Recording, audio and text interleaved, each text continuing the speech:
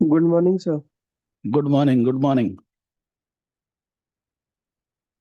Good morning.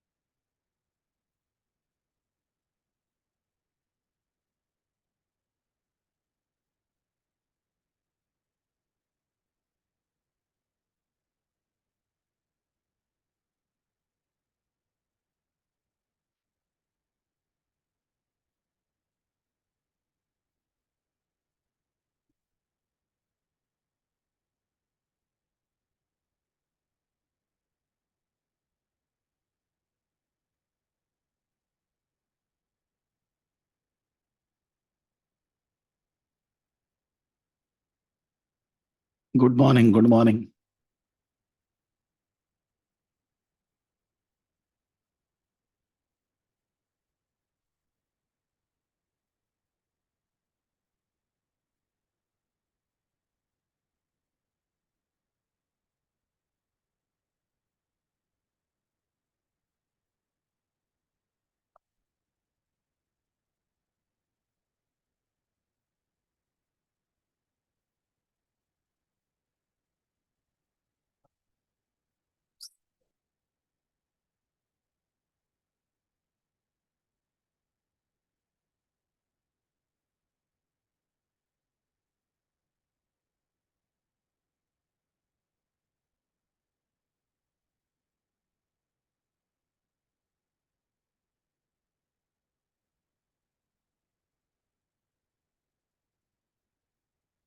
So let's start. Before proceeding, if anybody has a specific doubt, I will advise we will do at the end. But still, if you cannot wait, you can ask.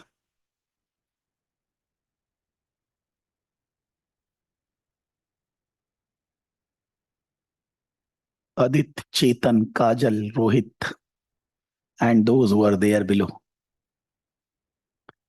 Soman, Saurabh, Saurjab, Srimoy, Sudeep, Varidhi.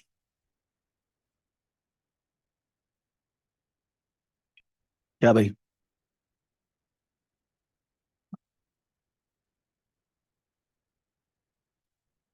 Specifically, whatever we did in the last class, the question, if you solved, you find some issue in any adjustment, which we did in the last class. क्या रोहित जी?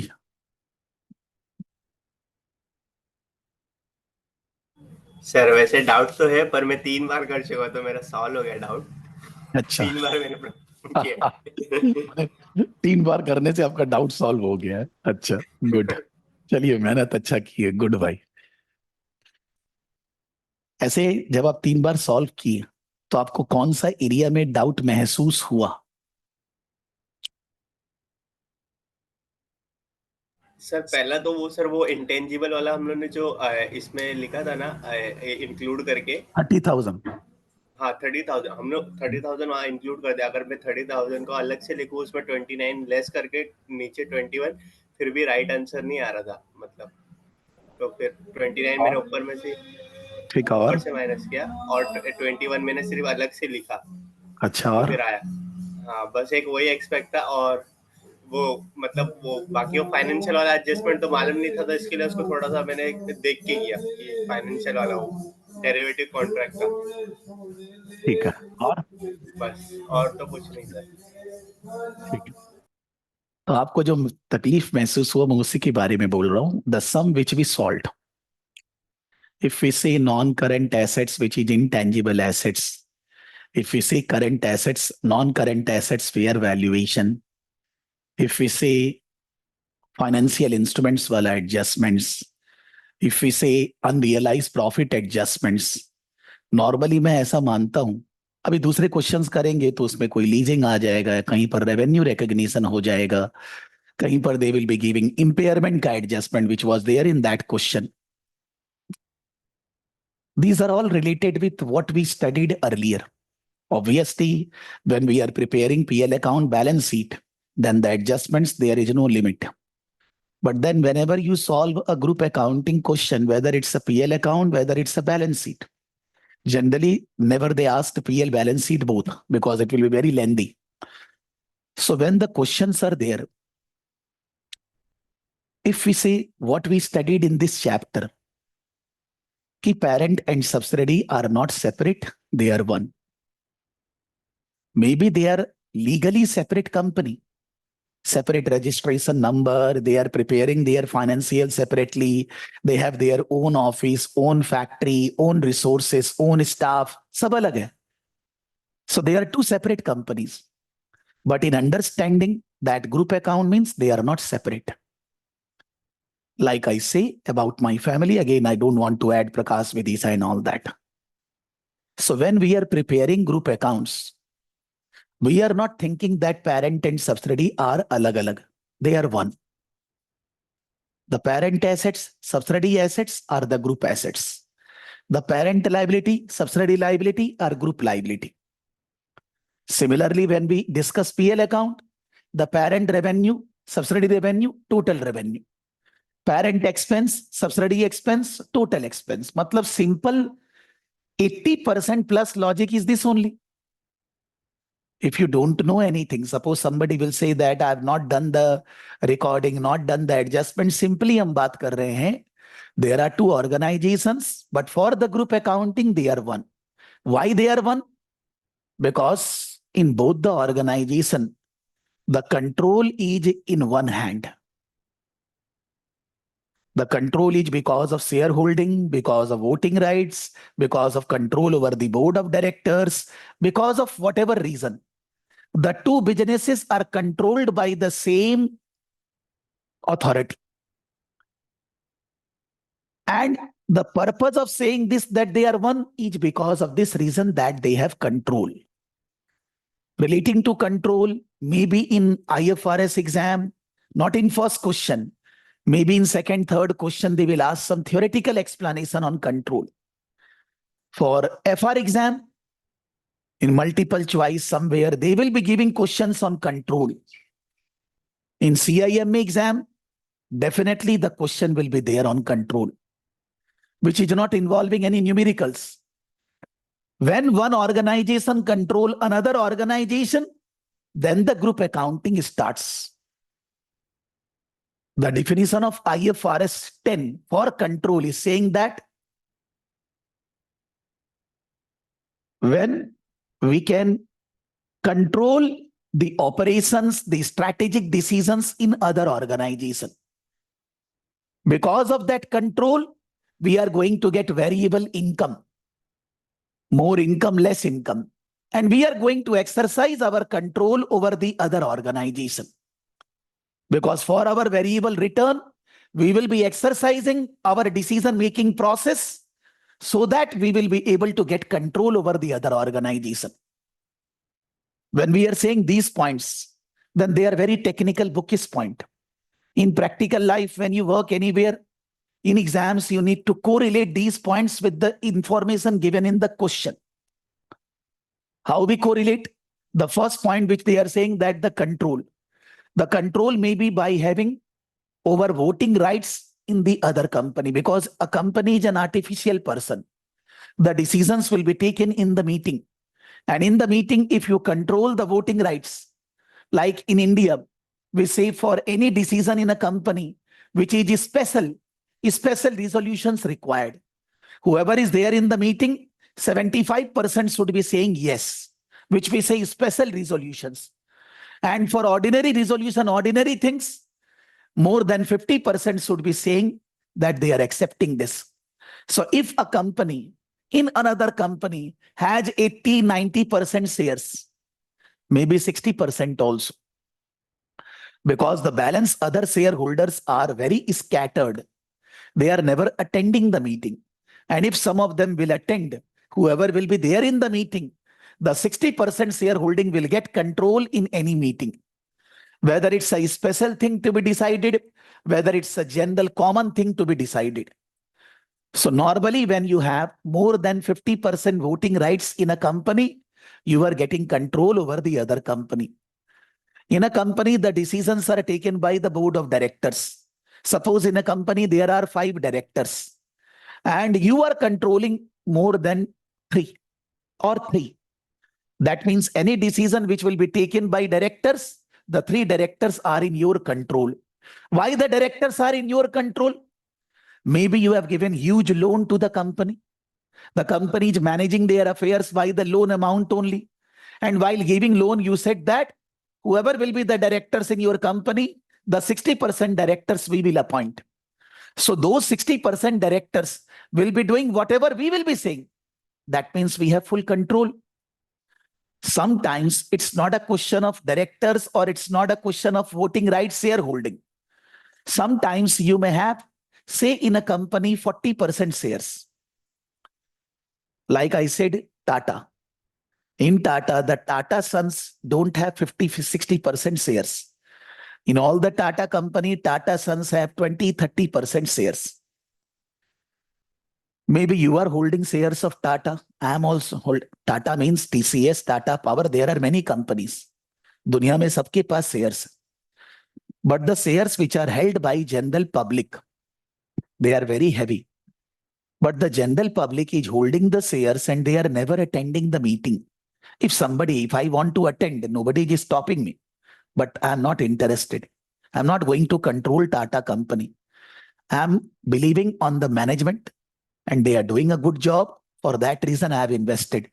Like the way I am controlling my company, Saraf Academy, my assets, my wife assets, I'm not interested in any of my investment to do that job because I don't have time. अपना काम ही कर ले वही बड़ी बात है. Not possible. So like me, there are millions of shareholders, those who have invested in Tata companies. They are not going for any control. They are not attending any meeting. They are not forming any quorum, nothing. So even though if the shareholding, it's say 35-40% also. And when the meeting of the shareholders is called, then in the meeting, those who are having 35-40%, they are actually making the quorum. They are actually deciding all the things in the company. So accounting is not saying that the control will be coming only by holding greater than 50% shares in other company. It has defined control in a different way. We will discuss maybe today or tomorrow that suppose in a business there is a joint control. Joint control means all insurance companies in India are generally having joint control. Tata AIG. Tata is Indian company, AIG outside company. There is an insurance company, Tata AIG. Birla Sun Life. Birla Indian company, Sun Life outside company, both have a business called Birla Sun Life. In all the insurance companies generally in India, there are 2 parties involved. I'm not going into technicality ki Tata AIG mein Tata stake and AIG stake is how much? Say it is 80%, 20%. That the Tata AIG shares, 80% hold by Tata Sons and 20% by AIG. In insurance sector in India, outsiders cannot do business 100%. That means there cannot be an outside company fully doing insurance business in India. Allowed nahi. There should be Indian companies, Indians should involve in that. But then decision in Tata, maybe Tata is having 80% shares, is not by Tata. It's a joint control. The question is not that Tata is having 80% shares. The question is that they have made the company to have a joint control. Now, in those types of companies, whenever any decision in the meeting is taken, it doesn't mean that if Tata has 80%, whatever Tata will say, that will happen in Tata AIG. Not allowed. AIG will say when both will accept something, then only the things will prevail. And in that Tata AIG, it is not that AIG will not attend the meeting. That is not happening. That is not Prakash Saraf. The joint control is there. Then Tata don't have control over a Tata AIG. Group accounting is not required. Because if control is not there, how the group accounting will be there? The group accounting will be there when the control conditions are there.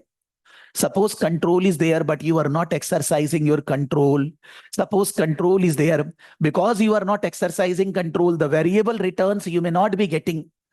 Then also, there is no group accounting, not required. When the theory question will come, where no numericals involved, you need to use the information given in the question to write your answer. And then the first topic of group accounting, which is basic control aspects discussing, will become very important. Maybe 5 marks question, but फिर भी number तो जाएगा ना. And if you mug up and you write 3 points, they will not give marks. You need to explain the situation which is given by incorporating the points which is technically there in IFRS 10. आपको समझाना होएगा. In practical life, if I am there working, 99% plus, I will find control is there because of shareholding. That one company is having more than 50% shares of another company. But that doesn't mean that that's end, because the definition of control as per IFRS 10 is not only shareholding. There are different ways possible by which you can have control over the other company. In exam, they are giving question on shareholding basis only. 60%, 70%, 80% that they are giving. So what we have discussed in group accounting, भैया सबको add करना है, कुछ नहीं करना है आपको. You just need to add all the figures. आप एग्जाम में मैंने बोला ऐड करके आएंगे तो भी 25 में 10 नंबर आ जाएगा. आपको लगता होगा आई एम सेइंग ऐसे ही. Believe me, I am fully believing. If the student don't know very detailed, उसको एग्जाम पास करना है, तो एग्जाम पास करने में तकलीफ नहीं होएगी. आपको जोड़ने में क्या प्रॉब्लम हो रहा है? मान लीजिए somebody will say that Excel में नहीं जोड़ रहा था, कैलकुलेटर में जोड़ने में प्रॉब्लम है. और 1 लाख 2 लाख कैलकुलेटर भी क्या चाहिए, 3 लाख ऐसे ही लिख देना, उसमें क्या कैलकुलेटर काम आएगा? आप एडजस्टमेंट को इनकॉर्पोरेट नहीं करोगे, फिर भी सम करके 10 नंबर उठाया जा सकता है. 40% मार्क्स के लिए कोई दिमाग नहीं चाहिए. अगर एग्जाम में पास होना है, अभी तो एग्जाम कल नहीं है, then I will say that first of all focus how you can get the pass marks, then think about scoring extra marks. अभी नहीं बात कर रहे हैं उसकी, बट फिर भी एक बार डिस्कस करना हो जस्ट कि एग्जाम में पास नहीं, फेल होने के लिए दम चाहिए. कोई भी student FR exam, IFRS exam fail कैसे हो सकता है यार? आप अकाउंट्स के अलावा क्या पढ़ रहे हो? What you are studying other than accounts? Nothing. दुनिया में कभी भी पढ़ाई किए होंगे, 10th class, 11th class, 12th class, 8, 9, may be CA, whatever. You have studied varied subjects. आपको एक साथ बहुत सारी चीजें पढ़नी पड़ती थी. यहाँ तो केवल अकाउंट्स डेली, सुबह शाम क्लास, नहाना धोना अकाउंट्स के साथ. Then in that case, what the issue? Fail होने के लिए दम चाहिए, because the structure is very convenient. वो कन्वीनियंस है तो फेल नहीं हो सकते. अब पेपर ही नहीं करके आएंगे, ध्यान ही नहीं देंगे, उसका तो कोई सॉल्यूशन नहीं है ना. बट आदमी फेल कैसे हो सकता है IFRS FR एग्जाम में? समझ में नहीं आता यार. मीन टू से दैट आपको मैंने सब कुछ जोड़ने बोला है. जोड़ने बोला वाला मतलब parent company assets, subsidiary assets, group assets, parent company liability, subsidiary liability, group liability, balance sheet total. थोड़ा सा अगर ध्यान दे लेंगे तो 10 के बदले 12 आ जाएगा, 13 आ जाएगा, 2-3 नंबर बढ़ जाएंगे. Parent company is a separate company and subsidiary company is a separate company. In every question in practical life, in parent company balance sheet, you will find investment in subsidiary. I have investment in Reliance. I have investment in many companies. तो मेरा balance sheet प्रकाश सराफ में दिखा रहा है investment in Reliance, investment in HAL, investment in this. Reliance के balance sheet में क्या दिखा रहा है? कुछ नहीं. Any company are showing all their shareholders in the liability side share capital. In Reliance there are millions of shareholders. थोड़ी ना बैलेंस शीट में नाम लिख रहा है वो. They have shareholder register, but which is not coming in the balance sheet. So when the parent company has invested in shares of subsidiary company, in the parent balance sheet, we are finding in asset side, non-current assets, investment in subsidiary. But in the subsidiary balance sheet, we don't find anything. आपके पास किसी भी company का share है, उस company में आपका नाम कहीं नहीं है. बहुत लोग को ये भी नहीं समझ में आता, भैया शेयर होल्डर है तो शेयर कैपिटल रहेगा ना, किसके पास शेयर है ये थोड़ी ना लिखते हैं. We don't write, never. Not now, not 50 years back also according to me. I know accounting since last around 30 years. उसके पहले तो मेरे को भी नहीं मालूम था. तो सिंपली बात कर रहे हैं, जब आपने सब्सिडी के ऊपर कंट्रोल एक्वायर किया बाय बाइंग 60, 70, 80% शेयर्स, तो जब आप दोनों को मिक्स कर रहे हैं, सब्सिडियरी का एसेट्स, पेरेंट का एसेट्स मिला के assets, you understand, suppose I purchase the company, not parent subsidy, मैंने किसी का बिजनेस खरीद लिया, मैंने बिजनेस को खरीदने के लिए 500 करोड़ 100 करोड़ दिया, तो मेरे को क्या मिला? उस कंपनी का land, building, plant, machinery, receivable, inventory, cash, everything. So जो मैंने पैसे दिए उसके बदले मेरे, just give me 1 minute, 1 second.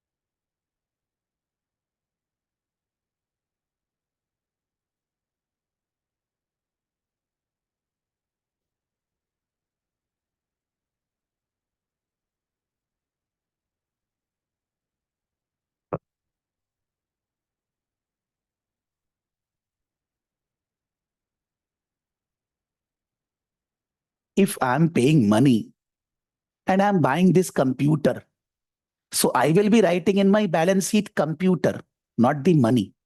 Money is already gone from the bank account. So when we are combining the two companies, the subsidiary assets are our assets. So we are writing subsidiary land, building, plant, machinery, receivable, debtors, all in the group accounts. So जो investment in the parent company, there is investment in, वो थोड़ी ना लिख सकते हैं, वो तो दोनों एक ही चीज है ना. In your standalone, you are writing investment, but in the group accounts, you can't write that investment. You are writing their assets as your assets. So basically, group accounting is what? Set off of investments by parent in subsidiary against the subsidiary assets. आपने investment किया, अपने balance sheet में आप investment लिख रहे हो, उनका सारा का सारा एसेट्स उनके बैलेंस शीट पे, लेकिन ग्रुप अकाउंट्स के लिए अलग अलग नहीं है. 1. सो वो इन्वेस्टमेंट के बदले वो सारे एसेट्स बैलेंस शीट में आ गए. But the question is that you have not invested 100% in the other company. उसका सारा का सारा शेयर आपके पास नहीं होने के लिए प्रैक्टिकल लाइफ में there are many 100% subsidies also, but in the exam it will become very simple question. So in the exam, they will be giving you have control by holding 60, 70, 80% shares. So in the other company, there are other shareholders. Those other shareholders are non-controlling interest shareholders. They don't have control, but they are the shareholder. In India, we use the language minorities. But in IFRS, US GAAP, Ind AS, we use the language non-controlling interest shareholders. In our bookish language, we are saying NCI in short. We are not writing full form. So the question is that if I will say that group accounts and the parent company has invested in 80% shares of subsidiary, I should be recording 80% assets only. How can I record 100% assets? I have not purchased 100% shares of the other company. But we are saying maybe the 20% shares we don't have, but their assets, where it will be used, in which business it will be used, that decision will be taken by parent because control is there. With that aspect, we are recording their 100% assets. But then 20% of assets belongs to others, NCI. So we are recording that in the liability side, NCI, under equity, because they are the shareholder. They are not the loan or creditors. Under equity in group accounting, we are writing NCI. That means when we do set off, then the investment will set off against the assets of the subsidiary company, and it will give rise to NCI. If 100% control, 100% shareholding is not there, which will be there in every question. And when you acquire some business which is running, you will never be able to acquire at the price which is there in the balance sheet or at cost price, because they have done the business for quite a long time. There is a goodwill. The goodwill is not in the balance sheet because not allowed as per IS 38. Goodwill balance sheet में नहीं लिख सकते. Self-generated है ना. Any self-generated intangible assets cannot be recorded in the financials. But abhi to parent company has given money na. They have paid more than their assets value. Then whatever you have paid extra will be recorded as goodwill. So when we are doing group accounting, what we are doing? We are setting off the investment with the assets of the subsidiary company, and we are getting two new things. One is NCI and one is goodwill. So the investment of the parent company in subsidiary gone, all the assets of the subsidiary, all the liabilities of the subsidiary come, goodwill comes and the NCI comes. अब आप चाहे कोई सम करें जिसमें 50 adjustments है, चाहे 4 adjustments है, whatever number of adjustments are there, you are going to do this, man. आपको कोई भी सम एग्जाम में मिले, आपको करना तो यही है. उसके लिए we said standard working, because in exam we need to pass along with our knowledge. कि भैया आप ध्यान दे लीजिए, how much percentage of shares parent acquired, when they acquired, थोड़ा देख लीजिए ध्यान से. Then you calculate when the shares were acquired in subsidiary control, then उस समय subsidiary का assets liability क्या था, आपको उसके लिए कितने पैसे देने थे. You do this assets minus liability in shortcut. You are writing subsidiary share capital, retained earning reserve, share premium. You can do subsidiary land, building, plant, machinery, furniture, fixture, receivable, inventory minus creditors, payable, वो भी कर सकते हैं. But कौन माथा लगाए? Shortcut. हम उसका केवल जो शेयर होल्डर का पैसा है बैलेंस शीट से ले लिए. लेकिन मैंने बोला कि आप जब कोई कंपनी को एक्वायर करेंगे, उस कंपनी के बैलेंस शीट में जो एसेट्स है they are not at the correct value. मेरा बैलेंस शीट में कोई भी एसेट्स करेक्ट वैल्यू में नहीं है, ना कंप्यूटर, ना लैपटॉप, ना कैमरा, ना प्रॉपर्टी, कुछ फर्नीचर, कुछ नहीं है.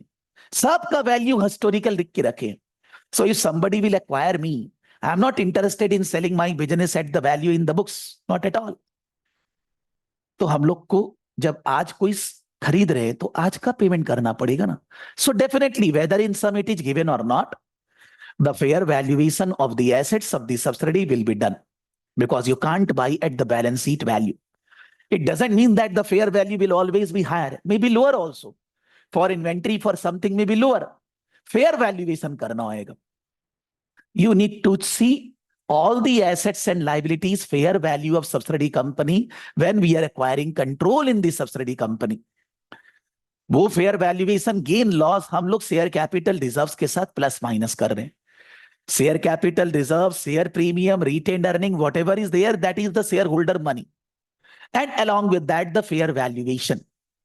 For exam they will give 1 or 2 fair valuation adjustments. नहीं तो सम बनाएंगे क्या? प्रैक्टिकल लाइफ में थोड़ी ना दो ठो होएगा. प्रैक्टिकल लाइफ में ऐसे थोड़ी ना फेयर वैल्यूएशन दे देगा, बोला भैया मुन्ना सम करो, ऐसा थोड़ी ना होता है. फेयर वैल्यूएशन करने में ही 4 महीना लग जाएगा, because doing the fair valuation even in Saraf Academy will be a time consuming process, and वो हम लोग को आता भी नहीं है. Maybe IFRS 13 is there, but we are not allowed to do the fair valuation certificate if we have not, as per the country norms, not done that certification course for fair valuation. India में भी certification course है. Question बोलने का मतलब है fair valuation certified person को valuation करना होगा, लॉजिक देना होगा, सर्टिफिकेट देना होगा, काम लगेगा, टाइम लगेगा. सम्स में तो दे दिया, आप कर लिए फटाफट. भैया 18 और 30,000 चमाचम. रोहित जी, इतना थोड़ी ना जिंदगी में 2 सेकंड में होता है. थोड़ा सम करते हुए दिमाग को खोलिए, थोड़ा you can say fly, then the sum will be very easy for you. But if you just go in the adjustment doing plus minus, you are not flying, then you can't understand the concept. So what I mean to say that वो fair valuation adjustment, यहां consolidation का बात नहीं हो रहा है. Fair valuation revaluation तो हम पहले भी कर चुके हैं, शुरू से करते आ रहे हैं IAS 16 वगैरह में, कि whenever there is a fair valuation revaluation a company want to record, then the revaluation gain will be coming in OCI and the assets value will increase. I am talking about gain. And the revaluation gain will be coming in the balance sheet revaluation reserve. तो अगर subsidiary का assets fair valuation हुआ तो assets का value बढ़ेगा. आप consolidation भूल जाइए. Go into IAS 16 which I taught you in the third class, because first two classes I dealt with EPS. Then I started with non-current assets. There I discussed fair valuation revaluation. हम वो बात कर रहे हैं कि subsidy का assets fair value हुआ, assets का वैल्यू बढ़ गया, लाइबिलिटी में इक्विटी के अंदर रिटेन्ड अर्निंग्स नहीं, रीवैल्यूएशन रिजर्व आ गया. अगर नहीं भी हुआ तो आप कर रहे हैं क्या है ग्रुप अकाउंट. सब्सिडी का रिजर्व्स तो आप यही बोल रहे हैं ना कि ये रिजर्व्स के बदले हमने कितना पैसा दिया. तो जब उसका रीवैल्यूएशन हो रहा है fair valuation, we are not interested to prepare the balance sheet of subsidy because we don't have that time in practical life also, in exam also. We are just making in our mind कि subsidy का assets बढ़ गया और एक revaluation reserve आ गया. तो अगर आप सब्सिडी का एसेट्स माइनस लाइबिलिटी करते, बढ़ा हुआ वैल्यू लेते, you would be taking the increased value. हम लोग शॉर्टकट क्या कर रहे हैं, subsidy share capital retained earning reserves, वहां पर हमने फेयर वैल्यूएशन जोड़ दिया, which is a revaluation reserve only. We are doing shortcut. But I am doing IAS 16 only. I am not doing IFRS 10 or 3. मैं तो revaluation का adjustment कर रहा हूं. बैलेंस शीट बनाने के टाइम पे I am increasing the assets value 18 and 30,000 in the last class. And while seeing that what we have paid extra, I am considering that 18 and 30,000 as a part of reserve. मैं तो वो कर रहा हूं. आपको लग रहा होगा ग्रुप अकाउंटिंग चल रहा है, मैं तो IAS 16 पढ़ा रहा हूं. सिमिलरली अगर कोई नॉन करेंट माने इंटेंजिबल एसेट्स है, गुडविल है, तो ग्रुप अकाउंटिंग में तो लिख रहे हैं ना, पैसा दे रहे हैं भाई. तो सब्सिडरी कंपनी में have many type of intangible assets which they are not recording in their financials because that is self generated. Not only goodwill, बहुत सारा एसेट्स होता है. ब्रांड है, कोई आप फिलेंथ्रोपिक एक्टिविटी करते हो उससे आपके ब्रांड की वैल्यू बढ़ती है. कुछ इंटेंजिबल एसेट्स केवल गुडविल नहीं होता है. गुडविल तो हम यहाँ IFRS 3 में पढ़ रहे हैं, बट उसके अलावा तो इंटेंजिबल एसेट्स हम पहले पढ़ चुके. Patent, trademark, copyrights, technical know how, blah blah blah, बहुत सारा होता है. When we are acquiring subsidiary company, in the subsidiary company books, intangible assets are not there. I'm not talking about goodwill, other intangible assets. But we know that their intangible assets they have. There is a fair value. Somebody fair valuation, somebody can do the fair valuation who is knowledgeable. Then that is not goodwill. That is the name of that intangible assets. So हम लोग को brand बोला, कुछ भी बोला, कोई दूसरा सब में और भी कुछ बोलेगा. When we are giving consideration, parent company given consideration, तब तो लिखेंगे ना. There is one asset in the subsidiary which is there, which is not in the balance sheet. That is a full fair valuation. अगर assets balance sheet में 1 लाख है और आप fair value बोल रहे 120, 20,000 is the increase, but assets balance sheet में है ही नहीं, लड्डू है, और आप बोल रहे हो फेयर वैल्यू 1 लाख, वो भी तो 1 लाख फेयर वैल्यूएशन ही है. Whether the fair valuation related with tangible और इंटेंजिबल. अगर आप सब्सिडी का बैलेंस शीट बनाते हो after fair valuation, assets in the balance sheet, in the liability side under equity revaluation reserve, यही आएगा और कुछ नहीं हो सकता. हम लोग बना नहीं रहे, हम लोग यही कर रहे हैं. In the balance sheet we are writing in the group account that intangible assets, brand, whatever, and in the reserves we are adding the 30,000. Simple बात है. ये ग्रुप अकाउंटिंग नहीं है, ये हम IAS 16 IAS 38 कर रहे हैं. आपको लग रहा होगा group accounting, but this is not group accounting I am discussing in the class. I am discussing IAS 16 man. कि जब कोई एसेट्स फेयर वैल्यूएशन होगा, एसेट्स का वैल्यू बढ़ेगा और रिजर्व्स बढ़ेगा. Subsidy reserves all gone.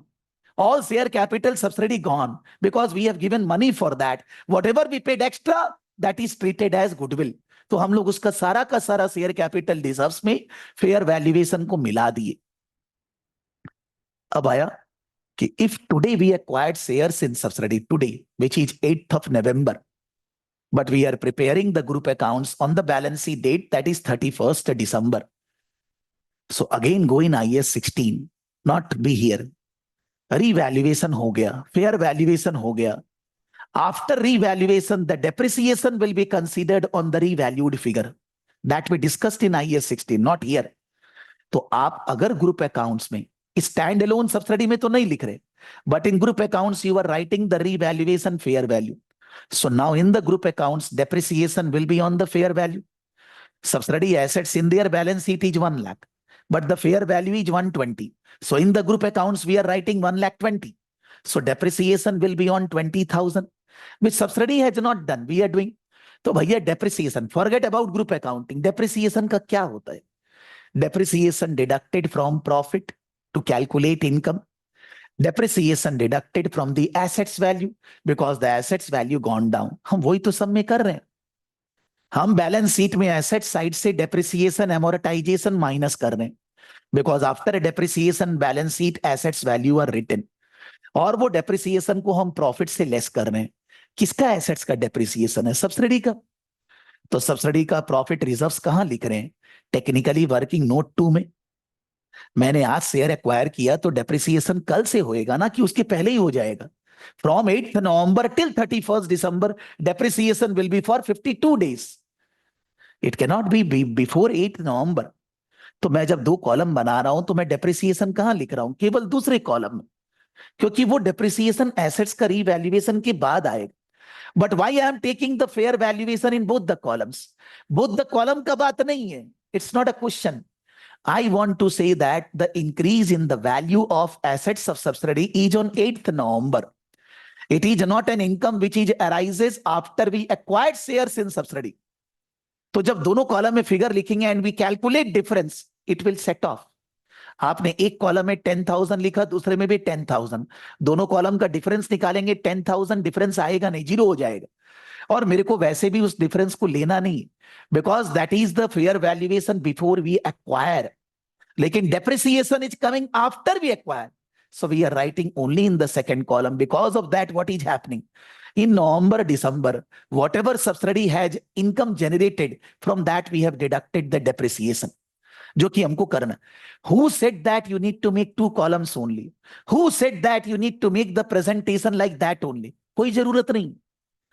In the world, in any accounting, IFRS, Ind AS, US GAAP, ऐसा कुछ नहीं बोला हुआ है कि आपको वर्किंग ऐसे करना है तो ही सही होगा. Nothing like that. It is not said like that कि working should be presented in that way.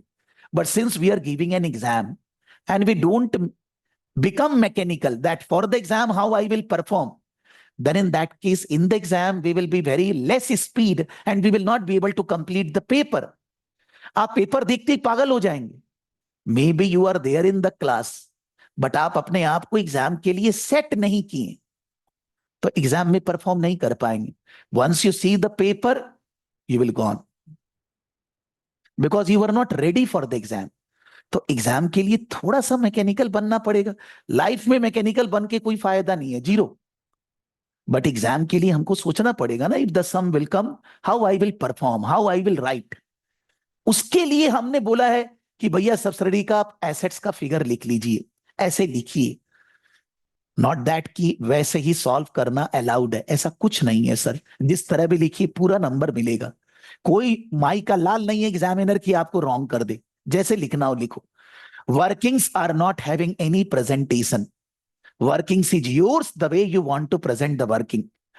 But मैं एडवाइस करूंगा एग्जाम 1 महीने बाद है, चुपचाप से जैसे हमने बात किया वैसे वर्किंग करेंगे because you will feel very comfortable. अब प्रॉब्लम क्या है, मैं अभी से पढ़ा रहा हूं, आप एग्जाम तक एक को सम लिख के नहीं करेंगे. रोहित जी 3 बार लिख करके आप करेंगे नहीं, तो एग्जाम में सम देखते ही बुखार आ जाएगा आपको.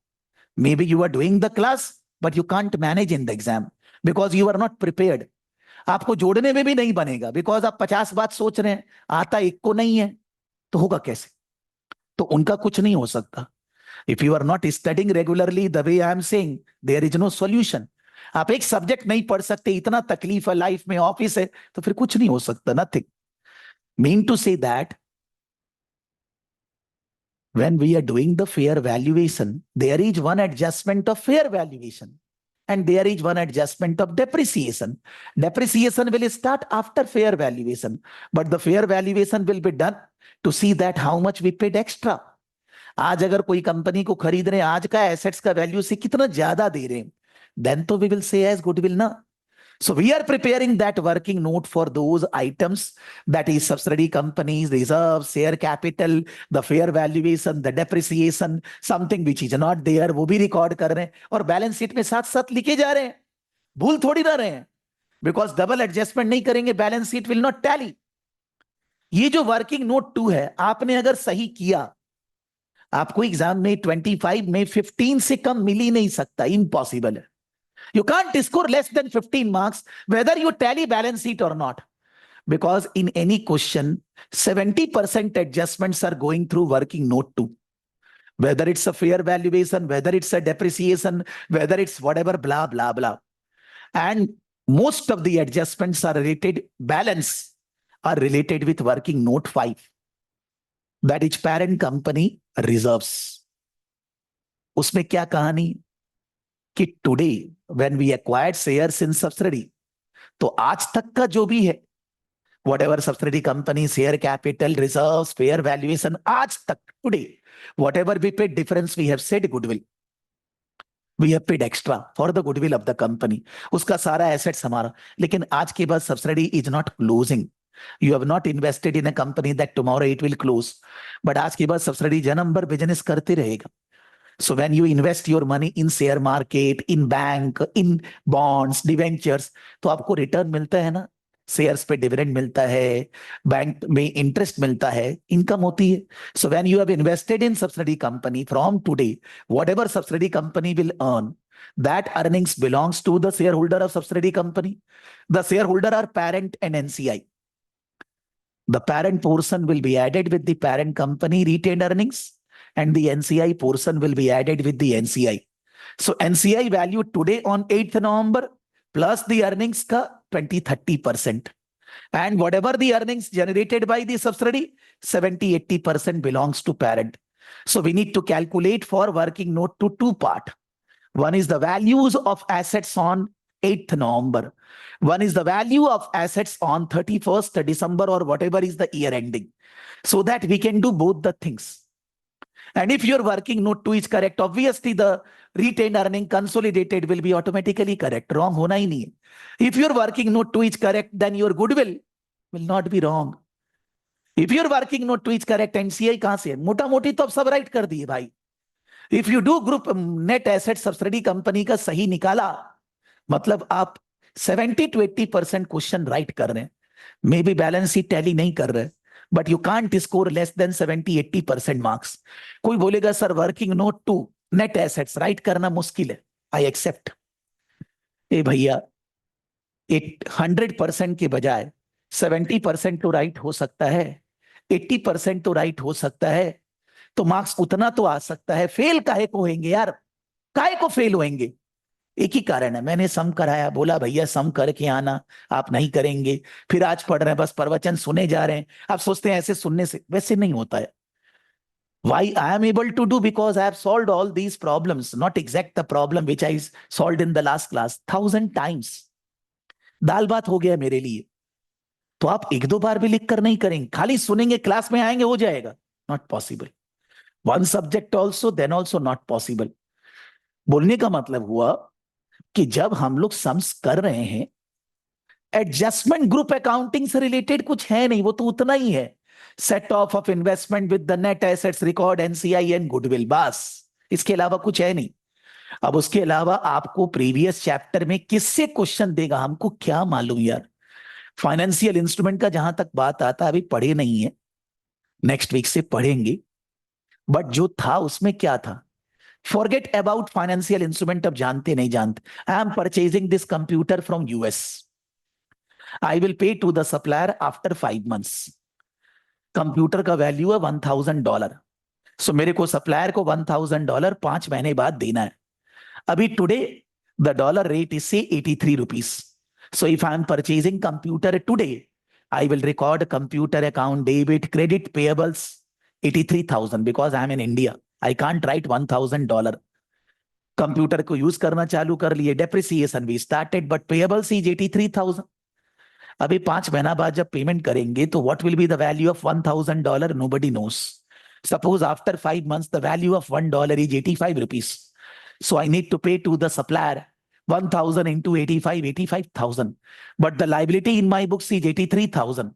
So when I will pay to the supplier, I will record payables account debit 83,000 because liability is 83 cancelled.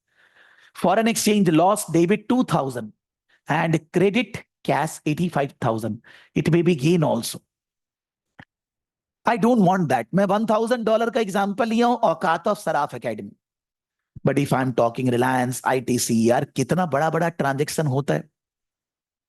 Big companies are not ready to take risk because of foreign exchange rate movements. They are not ready to take risk. वो लोग क्या करते हैं, वो लोग market में कुछ ना कुछ पोजीशन ले लेते हैं. पोजीशंस जो लेते हैं उनको बोला जाता है derivative. Forward contract, money market, futures, option, swaps. बोलेगा ये सब पढ़ना है, ये अकाउंट्स में नहीं पढ़ाया जा सकता. It is finance field. या तो पूरा का पूरा एसीसीए करिए तब पढ़ाई होएगा, या अपने लेवल पे मान लीजिए कोई कोर्स नहीं करना है, उस चीज को स्टडी करिए. That's a different field all together. Accounts is different, finance is different, management accounting is different, then strategic decision making is different. सब अलग अलग एरिया है. Corporate governance is different. Everything we can. Then तो we should study CA only.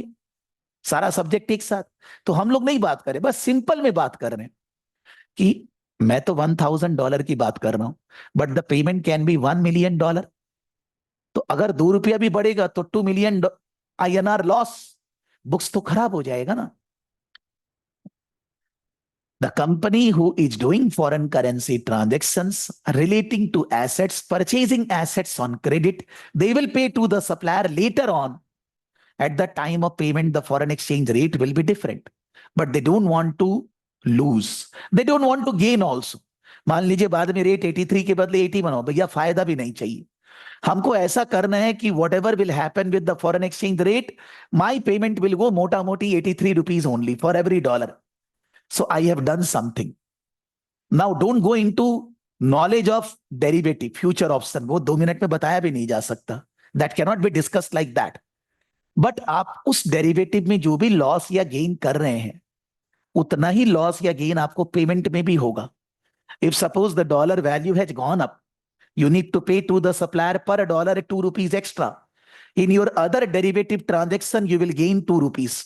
तो आपको 2 rupees मिलेगा और आप 2 rupees सप्लायर को एक्स्ट्रा दोगे, आपको नुकसान नहीं होएगा. Suppose the dollar rate has gone down, I am paying 2 rupees less to the supplier, तो मेरे को डेरिवेटिव में 2 rupees का लॉस होगा. मतलब ultimately by doing some other transaction, my payment will be approximately 83 rupees only. It will not change. अभी the question is coming. ये जो दूसरा ट्रांजेक्शन मैंने किया, I need to pay to the supplier, that one thing is already going on. ये जो दूसरा transaction मैंने किया, this second transaction is because of this assets purchase, payment to supplier and all that. So when I am paying to the supplier $2 more, when I am paying to the supplier $2 more, and here I am gaining, ultimately assets का value तो इससे कोई affect नहीं होएगा, because today the assets value is at the rate of 83 only. Today the assets value is at the rate of 83 only. बाद में भी 83 रहना चाहिए. So they are saying that when at the end of the year, suppose at December, the payment is not done. दिसंबर में payment नहीं किया गया है, तो आप दिसंबर में जो एसेट्स है उसको कुछ नहीं कर रहे. आप दिसंबर में जो लायबिलिटी है उसको फेयर वैल्यू पे ला रहे हैं, IS 21 which we discussed in the class. और जो डेरिवेटिव है, उस डेरिवेटिव में जो भी गेन लॉस है दिसंबर तक, it will be settled after 5 months. But दिसंबर तक कुछ तो गेन लॉस चल रहा है. वो गेन लॉस को आप बुक्स में रिकॉर्ड कर रहे हैं as an asset, as a liability, depending upon. and you are recording that in other comprehensive. जब ये settlement होगा, when it will be settled, so the derivative assets or liability, whatever, will be adjusted with the assets value, because there is actually no gain or loss. कोई gain loss आपको हो नहीं रहा है, all will set off. But कुछ भी थोड़ा बहुत difference जो बच जाएगा, वो difference, why difference is there?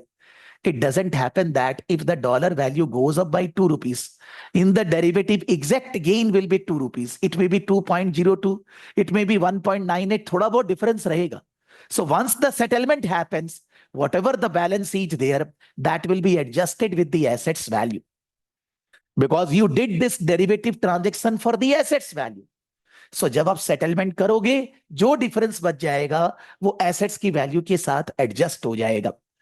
So the question was saying that the company dealt with, they are going to purchase one asset on September for March, June, whatever they will pay. अभी बीच में ये फायदा हुआ, नुकसान हुआ, तो मैंने फायदा लॉस निकाल कर जो भी हुआ एसेट्स की लॉस वैल्यू में एडजस्ट कर दिया, which is very minimalistic. But जो भी, we need to adjust the asset value to record depreciation going forward. This is written in IFRS 9, IAS 32, which is explaining about derivative accounting. And in the derivative accounting, they have said, if you have done derivative for hedging purpose, you have a position to safeguard yourself, you have done the derivative. If the position is relating to non-current assets, then the derivative gain loss will be correlated with the assets value. Because ultimately you don't have any objective to gain or lose. Whatever is small value left, that will be adjusted with the assets value. That is written in IFRS 9, IAS 32. हम लोग पढ़े नहीं है, लेकिन question में आया तो मैं सोचा उसको छोड़ने की बजाय I could have left that adjustment, that when I will teach in the next week, then I will discuss. But मैंने सोचा उस, if you ignore that adjustment, double effect, balance sheet will still tally. But उसमें कुछ था नहीं.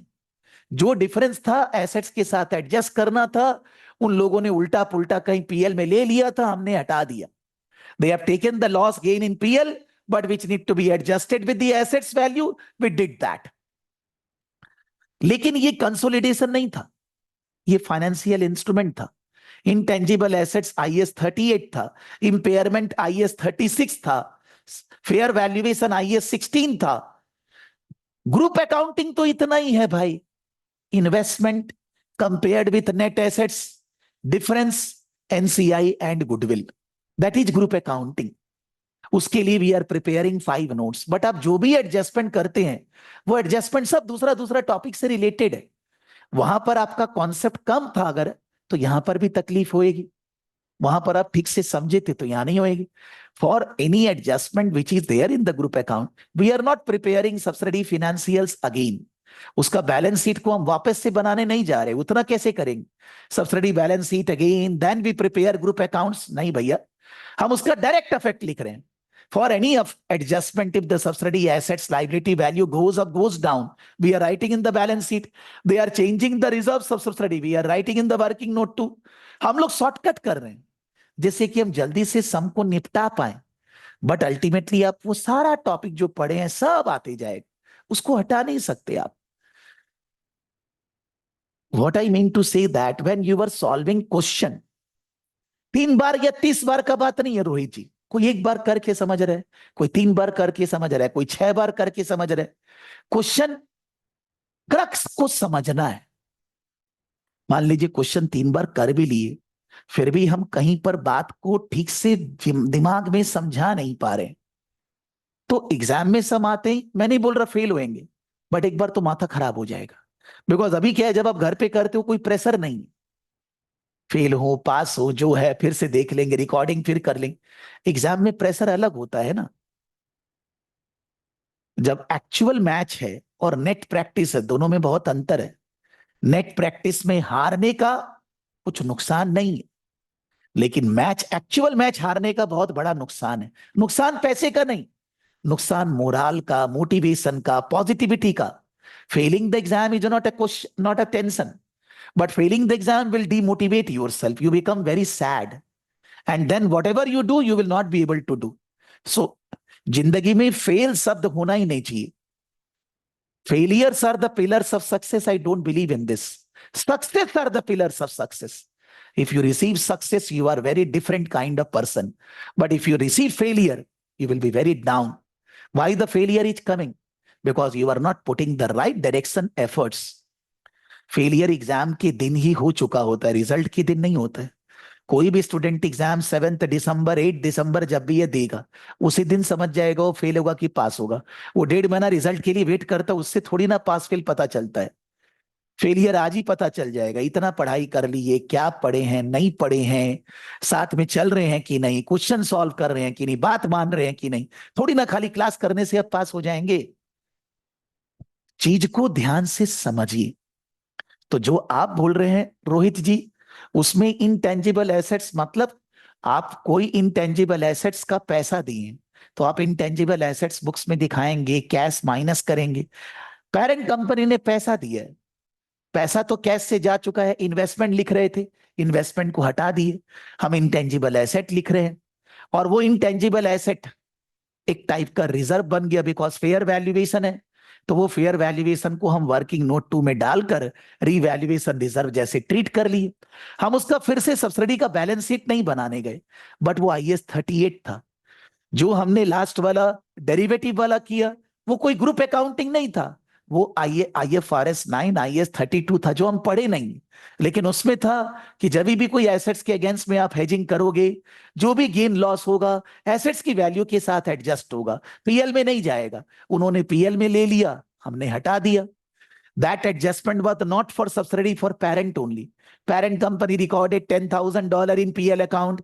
हम लोग parent company का retained earning less कर दिए, हम लोग assets का value के साथ adjust कर दिए. In the balance sheet assets में मैंने plus minus कर दिया. Mean to say that the adjustments in the group accounts are all relating to other chapters. The basic crux of understanding set off, उस set off के साथ वो सब topic को रिवाइज कराना चाहते हैं. तो एग्जामिनर का लॉजिक क्या है कि if we go for FR exam, और अगर उन्होंने मल्टीपल चॉइस 60 मार्क्स के अंदर ही ज्यादातर क्वेश्चन दे दिया, तो वो लोग ऐसे टाइप पार्ट C में FR एग्जाम में कंसोलिडेशन का क्वेश्चन नहीं देंगे. लेकिन अगर उनको 20 मार्क्स पार्ट C में देना है, तो वो लोग यहां पर मल्टीपल चॉइस में इससे रिलेटेड क्वेश्चंस कम देंगे. यहां पर ये भी ध्यान देंगे, suppose they have given a 20 marks question in FR exam for group accounting. There they have covered an adjustment very good relating to lease, or they have covered a very good adjustment relating to revenue recognition. तो वो लोग multiple choice में revenue recognition और leasing कम देंगे, because वो तो वहां test कर रहे हैं ना, बहुत चालू है. पूरा पेपर में सारा सब्जेक्ट से टेस्ट करना पड़ेगा. IFRS एग्जाम में पहला क्वेश्चन ग्रुप अकाउंटिंग कंपलसरी है, कोई थ्योरी नहीं है.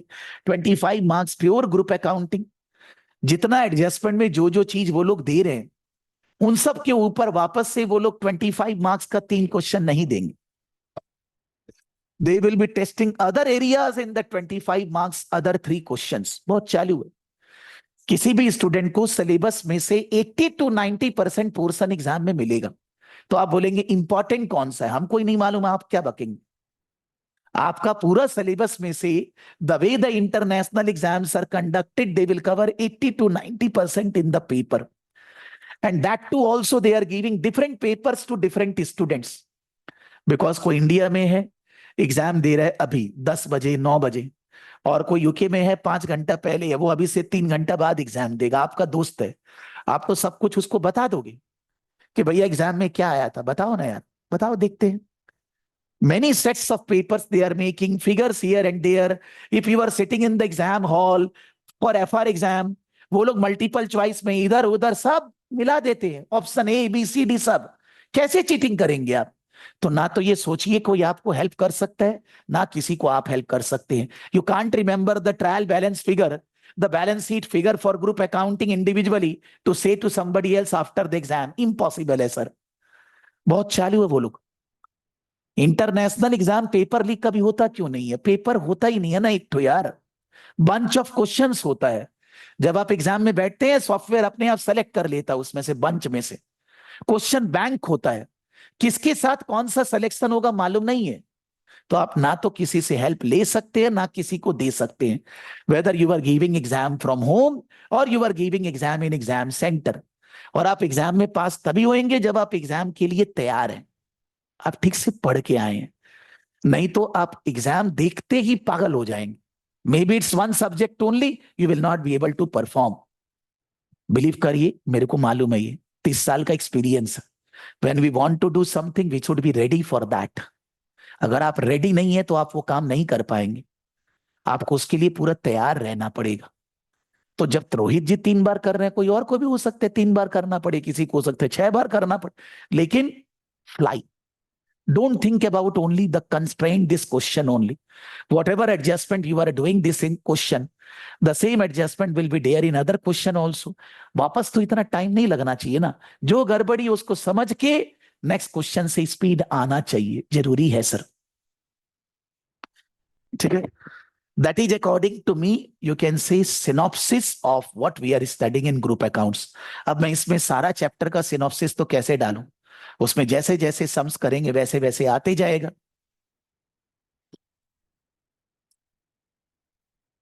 आगे बढ़ते हैं। The consolidated PL account, associate, joint venture are very very small additional things. बोलने में थोड़ा टाइम लगेगा, आस्ते आस्ते बोलेंगे, बट एक्चुअली कोई बोले किसी को रिवीजन करना है तो कंसोलिडेटेड पीएल और associate joint venture revision will be done in 5 minutes, that is also more, वो भी नहीं जरूरत है। लेकिन मेरे को बोलने में आधा घंटा लगेगा, डिस्कस करते हैं, फिर सम में जाएंगे, फिर से सम सॉल्व करेंगे।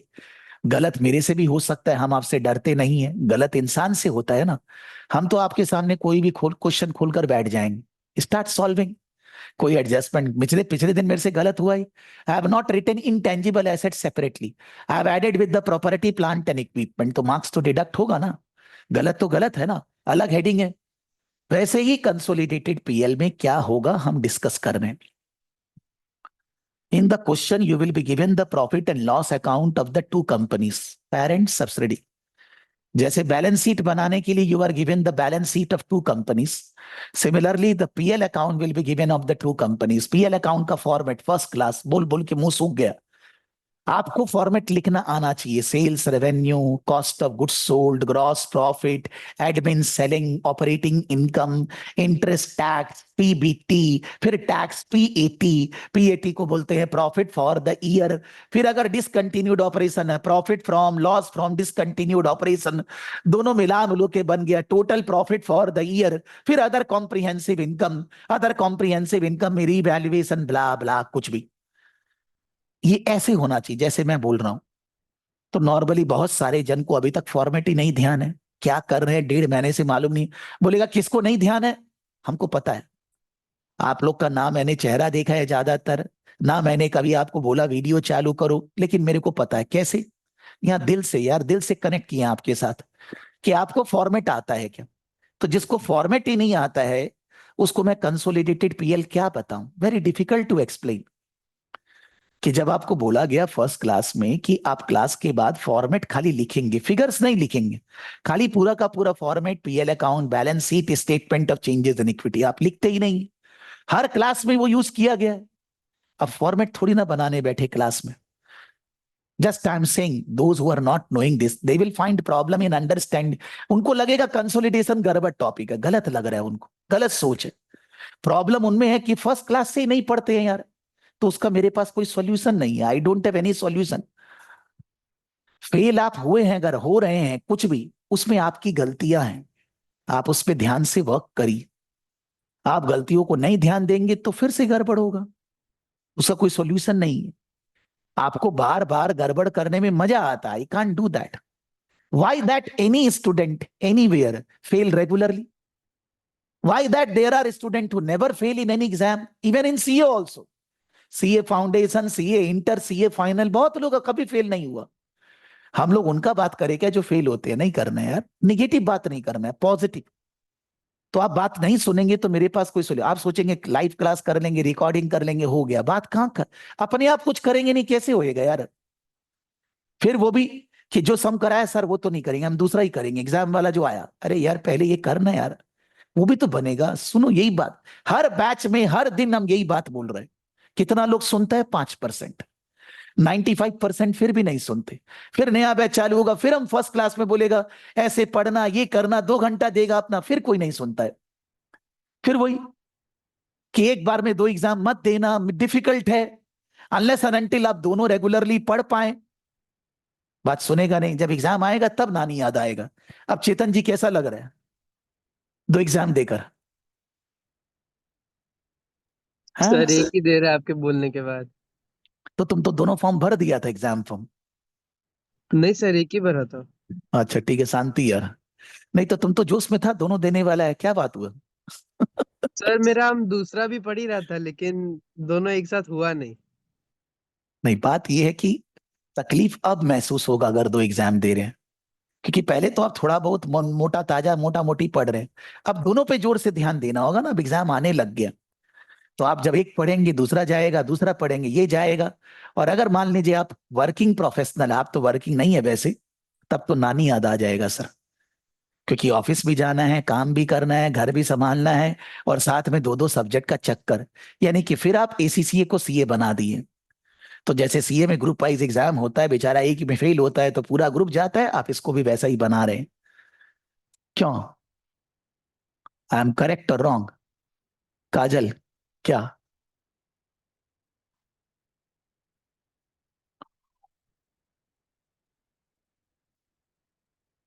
2 एग्जाम इम्पॉसिबल नहीं है, लेकिन दोनों को डेली पढ़ना होगा, पूरा तवज्जो के साथ, चाहे आपका कुछ भी और हो। तो सीए को दिन में 10 घंटा क्यों पढ़ना पड़ता है? 4 सब्जेक्ट दिन में पढ़ेगा, 2-2 ढाई-ढाई घंटे, तो 10 घंटा हुआ ना। क्या करें? वो ये सोचेगा ना हम 7 दिन एक पढ़े और 7 दिन दूसरा पढ़ेंगे, वो नहीं पास होगा।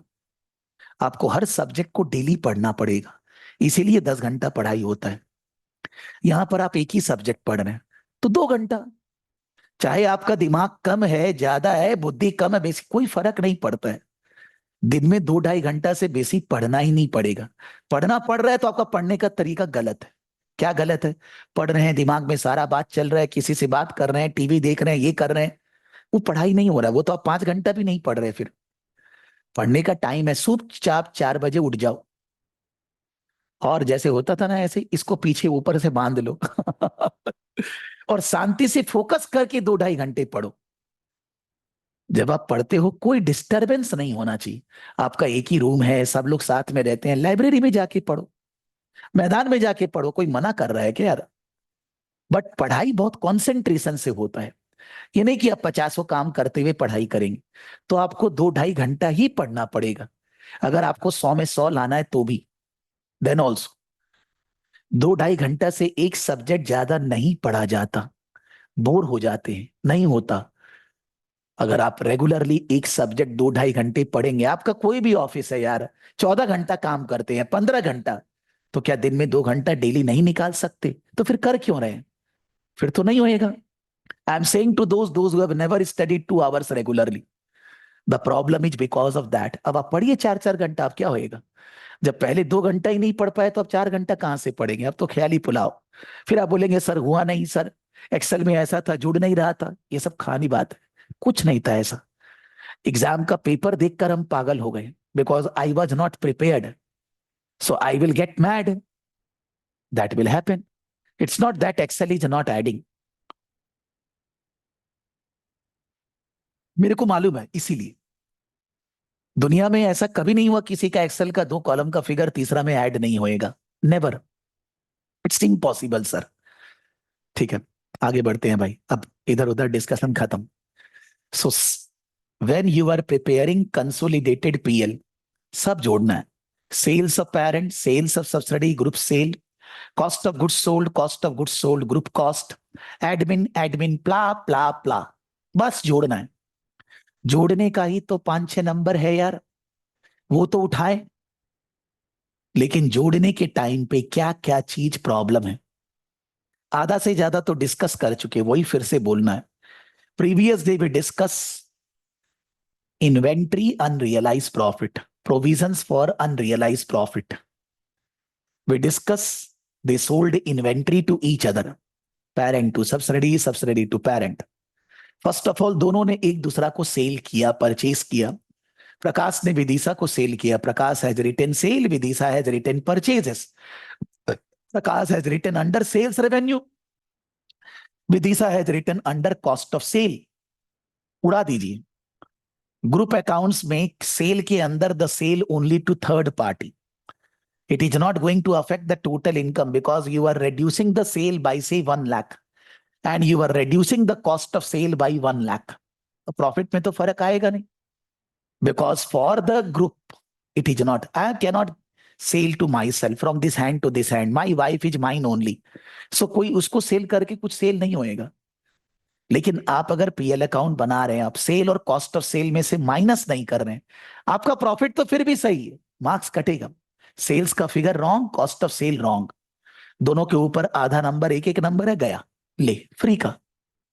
बिकॉज वट एवर सेल और purchase happen between them eliminate, वो तो सिंपल बात है, वो सबको ही कर लेते हैं।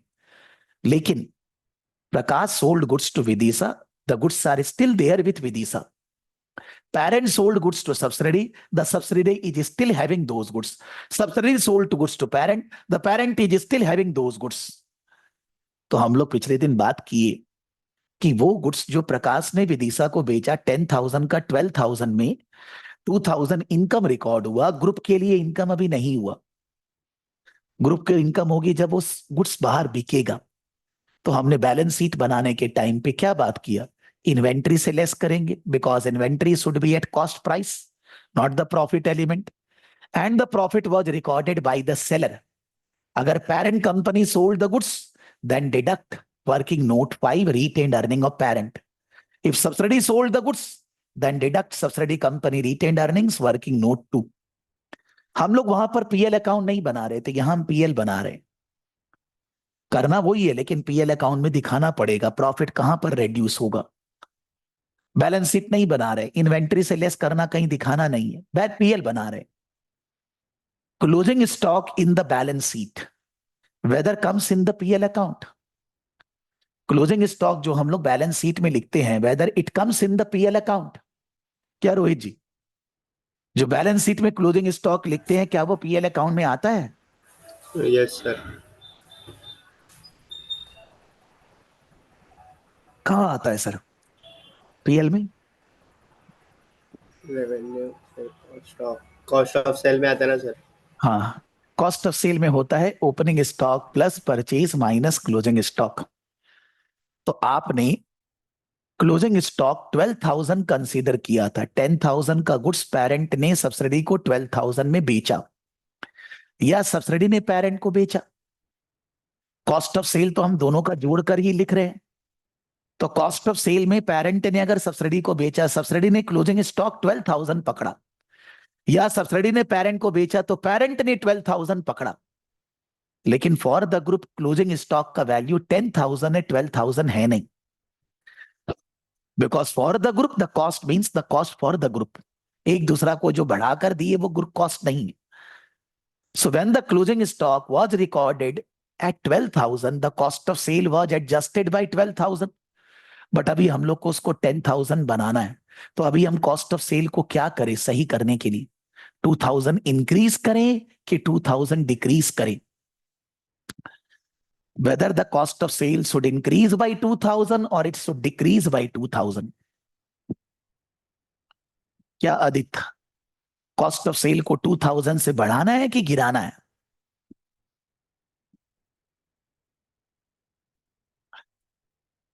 Opening stock plus purchase minus closing stock. The closing stock was considered 12,000. To calculate cost of sale, closing stock was deducted 12,000. But the closing stock should be deducted 10,000. So when the 10,000 would have been deducted in cost of sale, the cost of sale would have been more. Profit would be less. हमें तो profit को कम करना है ना, तो हम cost of cell को बढ़ा रहे हैं। फॉर अनरियलाइज प्रॉफिट, आप अगर बैलेंस शीट बना रहे हैं, आप डायरेक्टली प्रॉफिट को गिरा रहे हैं। पेरेंट कंपनी ने बेचा, पेरेंट का प्रॉफिट, सब्सिडी ने बेचा, सब्सिडी का प्रॉफिट। लेकिन जब आप पीएल अकाउंट बना रहे हैं, आप पीएल अकाउंट में वहां जाकर एडजस्टमेंट करेंगे जहां होता है, तो आप प्रॉफिट गिरा रहे हैं। लेकिन अब आप पूरा का पूरा हनुमान जी जैसे पूरा पर्वत दिखा रहे हैं, और पहले बैलेंस शीट में आप केवल जड़ी बूटी दिखा रहे थे। तो आपको क्लोजिंग स्टॉक का एडजस्टमेंट वहीं करना होगा जहां पीएल में होता है, प्रॉफिट को गिराना है कॉस्ट ऑफ गुड्स सोल्ड को बढ़ा के। Why cost of goods sold need to increase? Because closing stock was considered at higher value, the cost of goods sold reduced by 12,000, but the closing stock should be considered at 10,000 lower value. So cost of goods sold should be calculated by deducting 10,000. We deducted 12,000. So if we had deducted 10,000, the cost of goods sold would have been more. हम लोग को 2,000 cost of goods sold को बढ़ाना है। ये बात हम लोग 4-5 बार कर चुके हैं। जब हम लोग IAS 2 पढ़े, एक क्वेश्चन था, इन्वेंट्री का गलत फिगर था, उस समय IAS 8 में पढ़े, IAS 2 में पढ़े, पिछले दिन पढ़े, फिर वही पढ़ रहे हैं। बस खाली इतना बात कर रहे हैं, पीएल अकाउंट में कहां पर जाकर प्लस माइनस करना है। जहां करना है वहीं करना होगा, नहीं तो आपका कॉस्ट ऑफ सेल फिर से गलती। एक दूसरा को 12,000 का सेल किए, तो from sale revenue 12,000 minus, from cost of sale 12,000 minus, ये तो एक बात हुआ। दूसरा, the closing stock for the group is 10,000 but it was considered 12,000, तो अल्टीमेटली कॉस्ट ऑफ सेल को 2,000 बढ़ाना है। यानी कि कॉस्ट ऑफ सेल दोनों जोड़कर parent subsidy minus 12,000 and plus 2,000, then the cost of sale figure will be correct. Cost of sale correct होने से एक नंबर जरूर मिलेगा। ये 2,000 क्वेश्चन में देगा नहीं, percentage on cost, percentage of margin झमेला चालू रहेगा। The percentage need to be applied on something. If that something is given, apply that. If that is not given, apply unitary method. मतलब चाहे बैलेंस शीट का सम हो, चाहे PL account का सम हो, झमेला तो अनरियलाइज प्रॉफिट आएगा ही। और एग्जाम में चाहे एफआर एग्जाम हो, चाहे आईएफआरएस एग्जाम हो, अनरियलाइज प्रॉफिट का एडजस्टमेंट आएगा ही। हर नेक्स्ट क्वेश्चन में आपसे गड़बड़ हो रहा है, अरे भैया पहले जो किया, जो समझाया, उस पर ध्यान देना यार। हर क्वेश्चन में तो वही बात है, फिगर्स तो अलग ही रहेगा। आप ध्यान से नहीं समझ रहे, आप बार बार नौटंकी करते जा रहे हैं, तो उसका कोई सॉल्यूशन नहीं है। अगर profit percentage is markup, that means on cost, और सेल वैल्यू दिया हुआ है, तो आप मार्कअप परसेंटेज उस पर नहीं लगा सकते।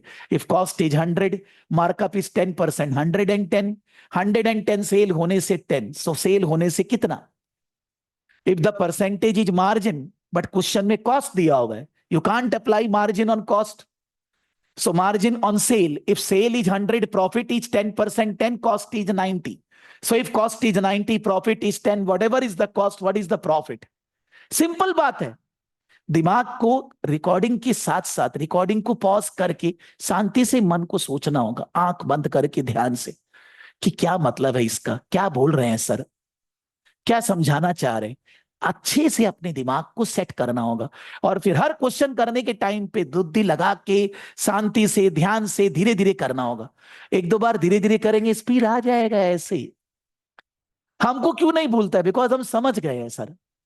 मेरा दिमाग आपसे तेज नहीं है, बिलीव करिए।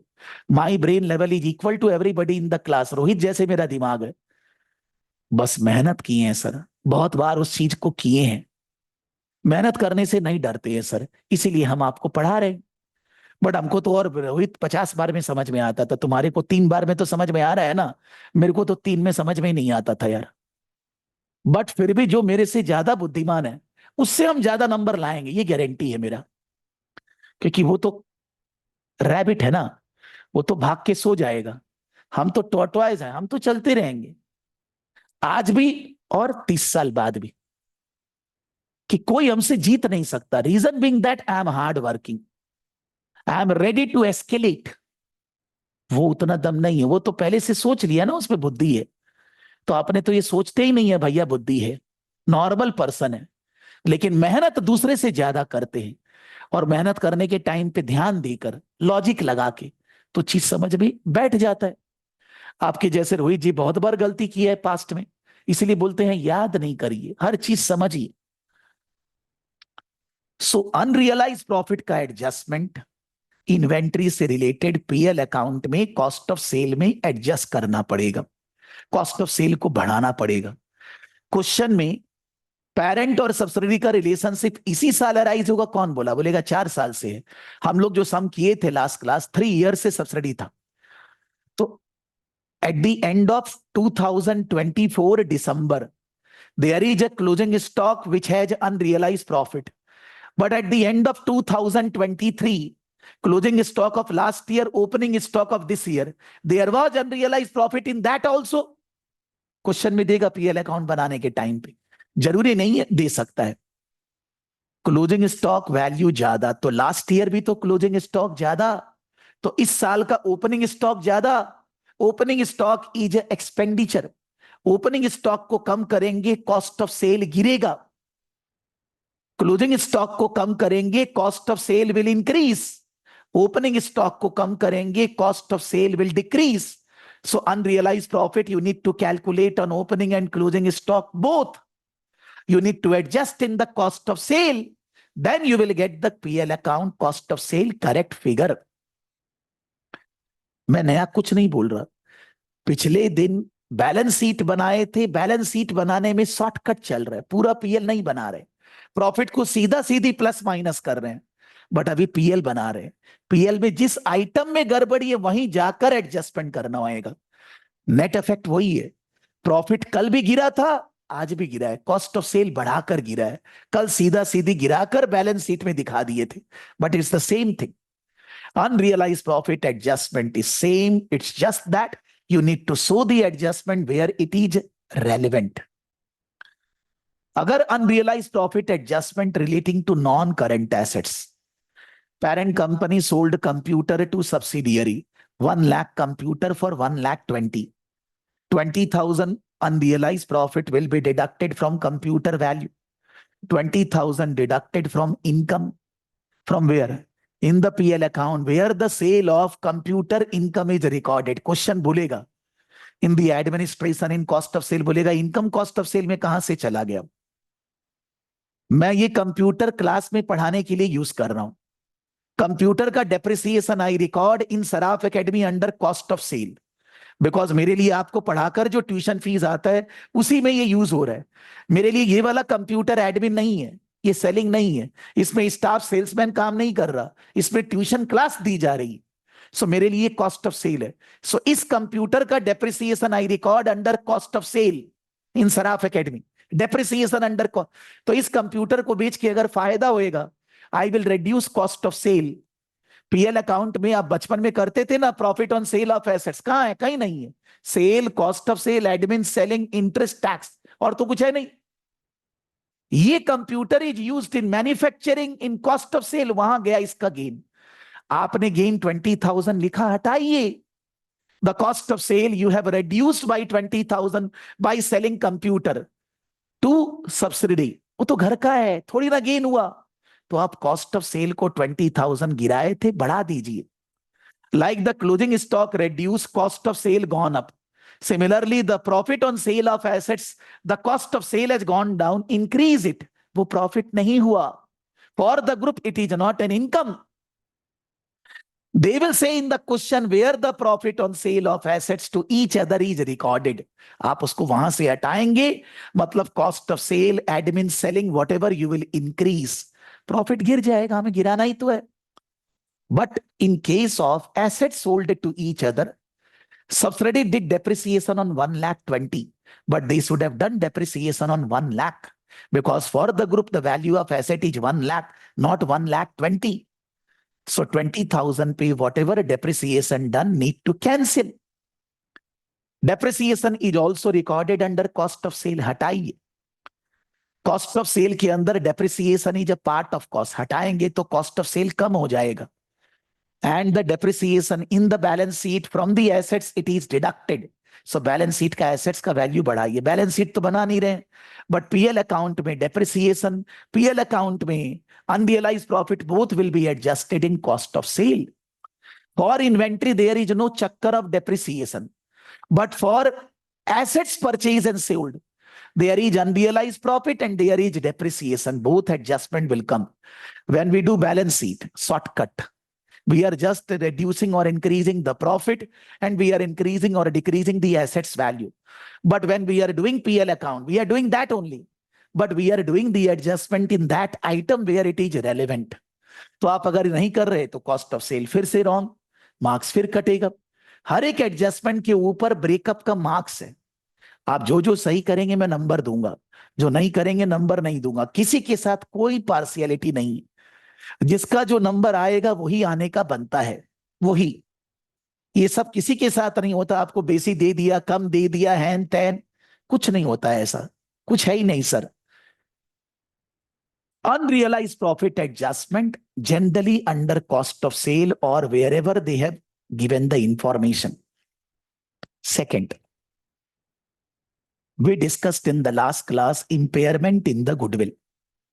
Impairment is actually IS 38, 36, which is not IFRS 10. Goodwill is an indefinite life intangible assets. Any assets having indefinite life need to be tested for impairment every year. We discussed in IS 36, not now. So goodwill need to be tested for impairment for group accounts every year. When we test the goodwill for impairment, normally the subsidiary is not a single asset. The subsidiary has so many assets. So for impairment, we need to follow, whether in a question it is whatever is there, but practical life, we need to follow cash generating unit principle. कि subsidy का सारा assets, land, building, plant, machinery, जो भी सारा assets is the carrying value from the books compared with the recoverable amount. Recoverable amount, all the assets sale value and all the assets present value of cash flow. Sale value is called fair value less cost in sale, and fair value is called value in use. You don't need to solve this in the exam. आपको दोनों figure देगा कि if you sell the assets of the subsidiary, what is the total amount you will get?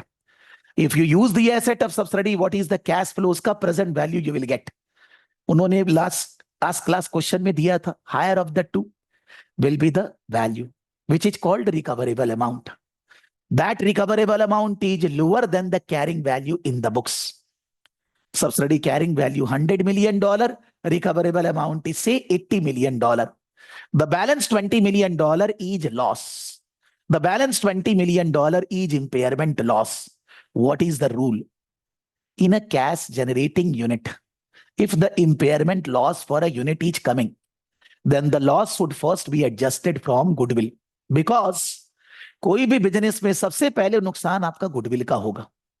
If the loss is greater than the goodwill amount, then the loss will be adjusted from the other assets value.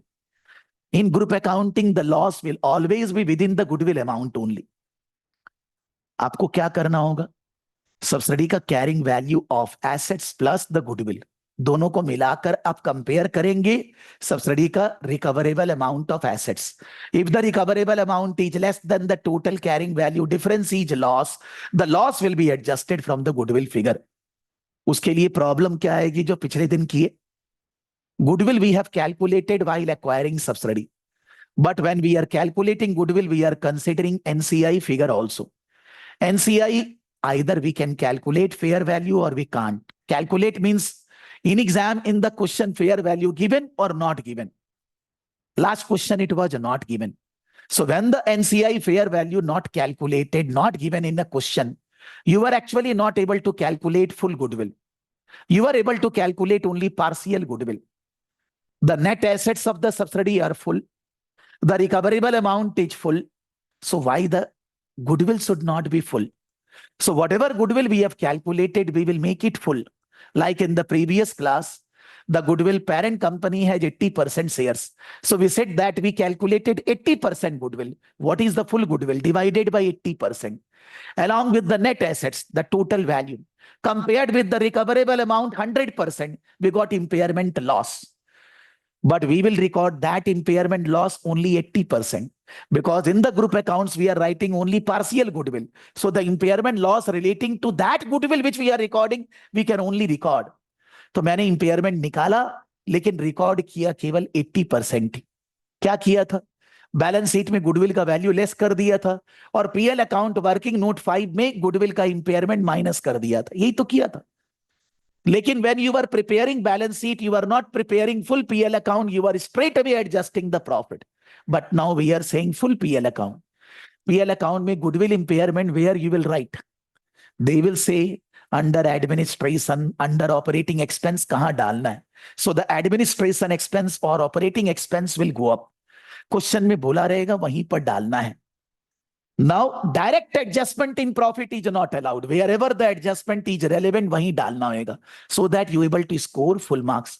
यानी कि goodwill निकालने अभी भी आएगा, जो balance sheet में है PL में भी गुडविल निकालने आएगा. इंपेयरमेंट अभी भी आएगा.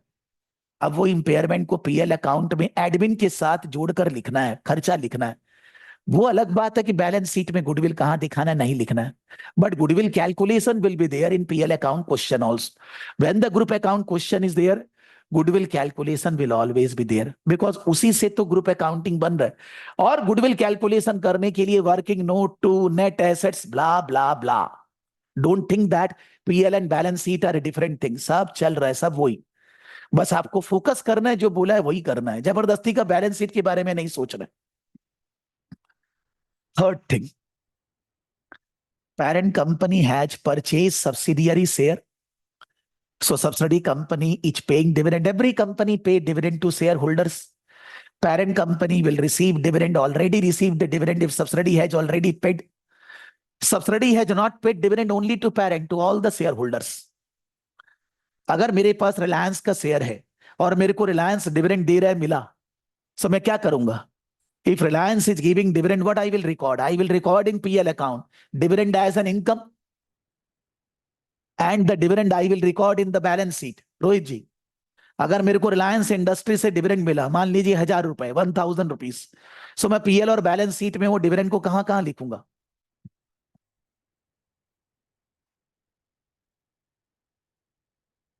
क्या sir?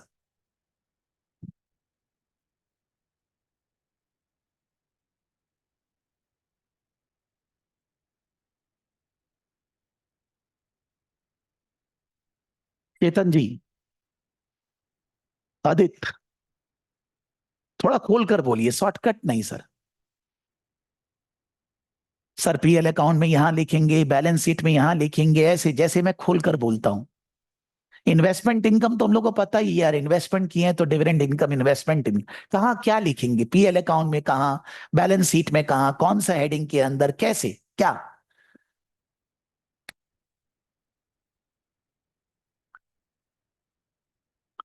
Investment income under which heading?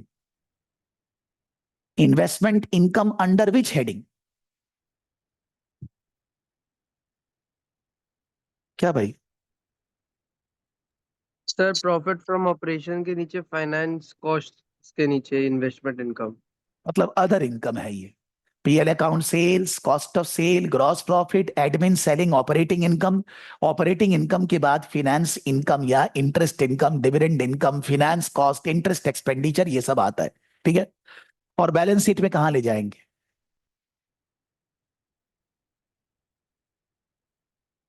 Balance sheet में कहां ले जाएंगे सर?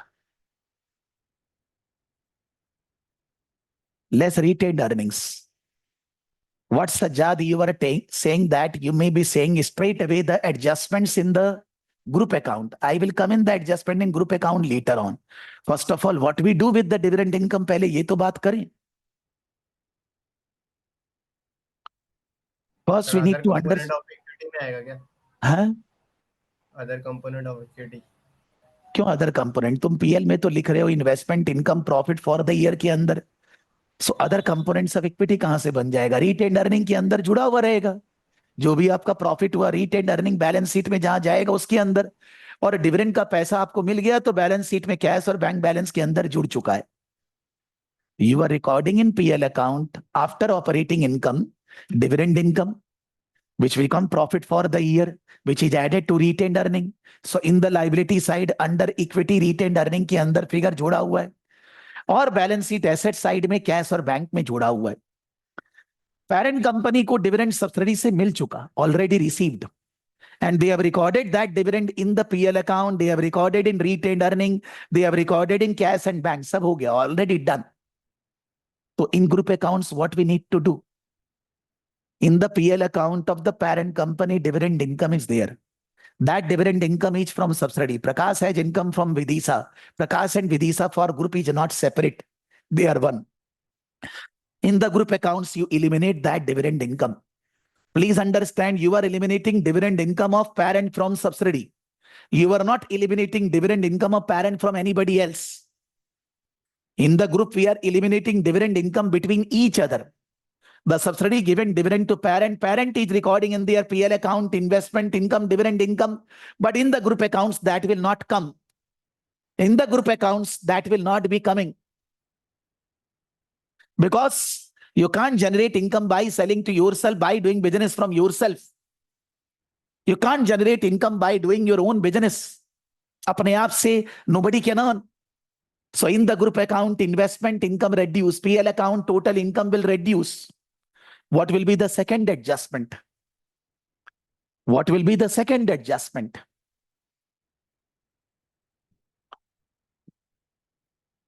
सर बैलेंस शीट में से रिटेन अर्निंग में से भी लेस होगा ना, फिर वही सेम। लेकिन in the exam, we don't need to prepare PL and balance sheet both in a problem. दोनों नहीं करना है सर। मतलब फिर नहीं होगा इफेक्ट, सेकंड इफेक्ट नहीं होगा जब पीएल ही बना। माना नहीं होगा मतलब होगा, हम लोग कहीं नहीं दिखाना है। Because we are preparing PL balance sheet. The question is coming here. Parent company received the money. Parent company recorded the money in cash and bank. And parent company recorded that in the income and retained earning gone up. We are saying that that dividend is not an income for the group. So that is recorded in income, that is recorded in retained earning. हम लोग को उसको हटाना है. The question comes here. If there is no dividend, subsidiary is not giving any dividend, then what we are doing with the subsidiary company retained earnings? What we are doing? मान लीजिए कोई dividend नहीं है, तो subsidy का retained earning का group accounting में हम लोग क्या करते हैं? What we do with the subsidy retained earnings? हाँ सर सब्सिडी का रिटेन अर्निंग तो अपन पहले ही कैलकुलेट कर लेते हैं ना गुडविल के लिए, तो हम लोग उसका कहाँ लेंगे? कैलकुलेट नहीं करते, हम लोग गुडविल में उसको खत्म कर देते हैं. Retained earning of subsidy is two parts. Suppose today the parent company acquired shares. So today जो subsidy का retained earning है, that is pre-acquisition. आज से पहले का. And आज के बाद जो भी subsidy का retained earning होगा, that is post-acquisition. तो pre-acquisition retained earning becomes part of net assets we adjust in goodwill. And the post-acquisition retained earnings we distribute between shareholders. Parent के साथ parent का portion और NCI के साथ NCI का portion. That we do. हम लोग ये करते हैं क्या भैया? Everybody. The parent company record the subsidiary company retained earning in two parts. Any reserves which is up till the date of acquisition adjusted in goodwill. Beyond the date of acquisition is taken to shareholders income.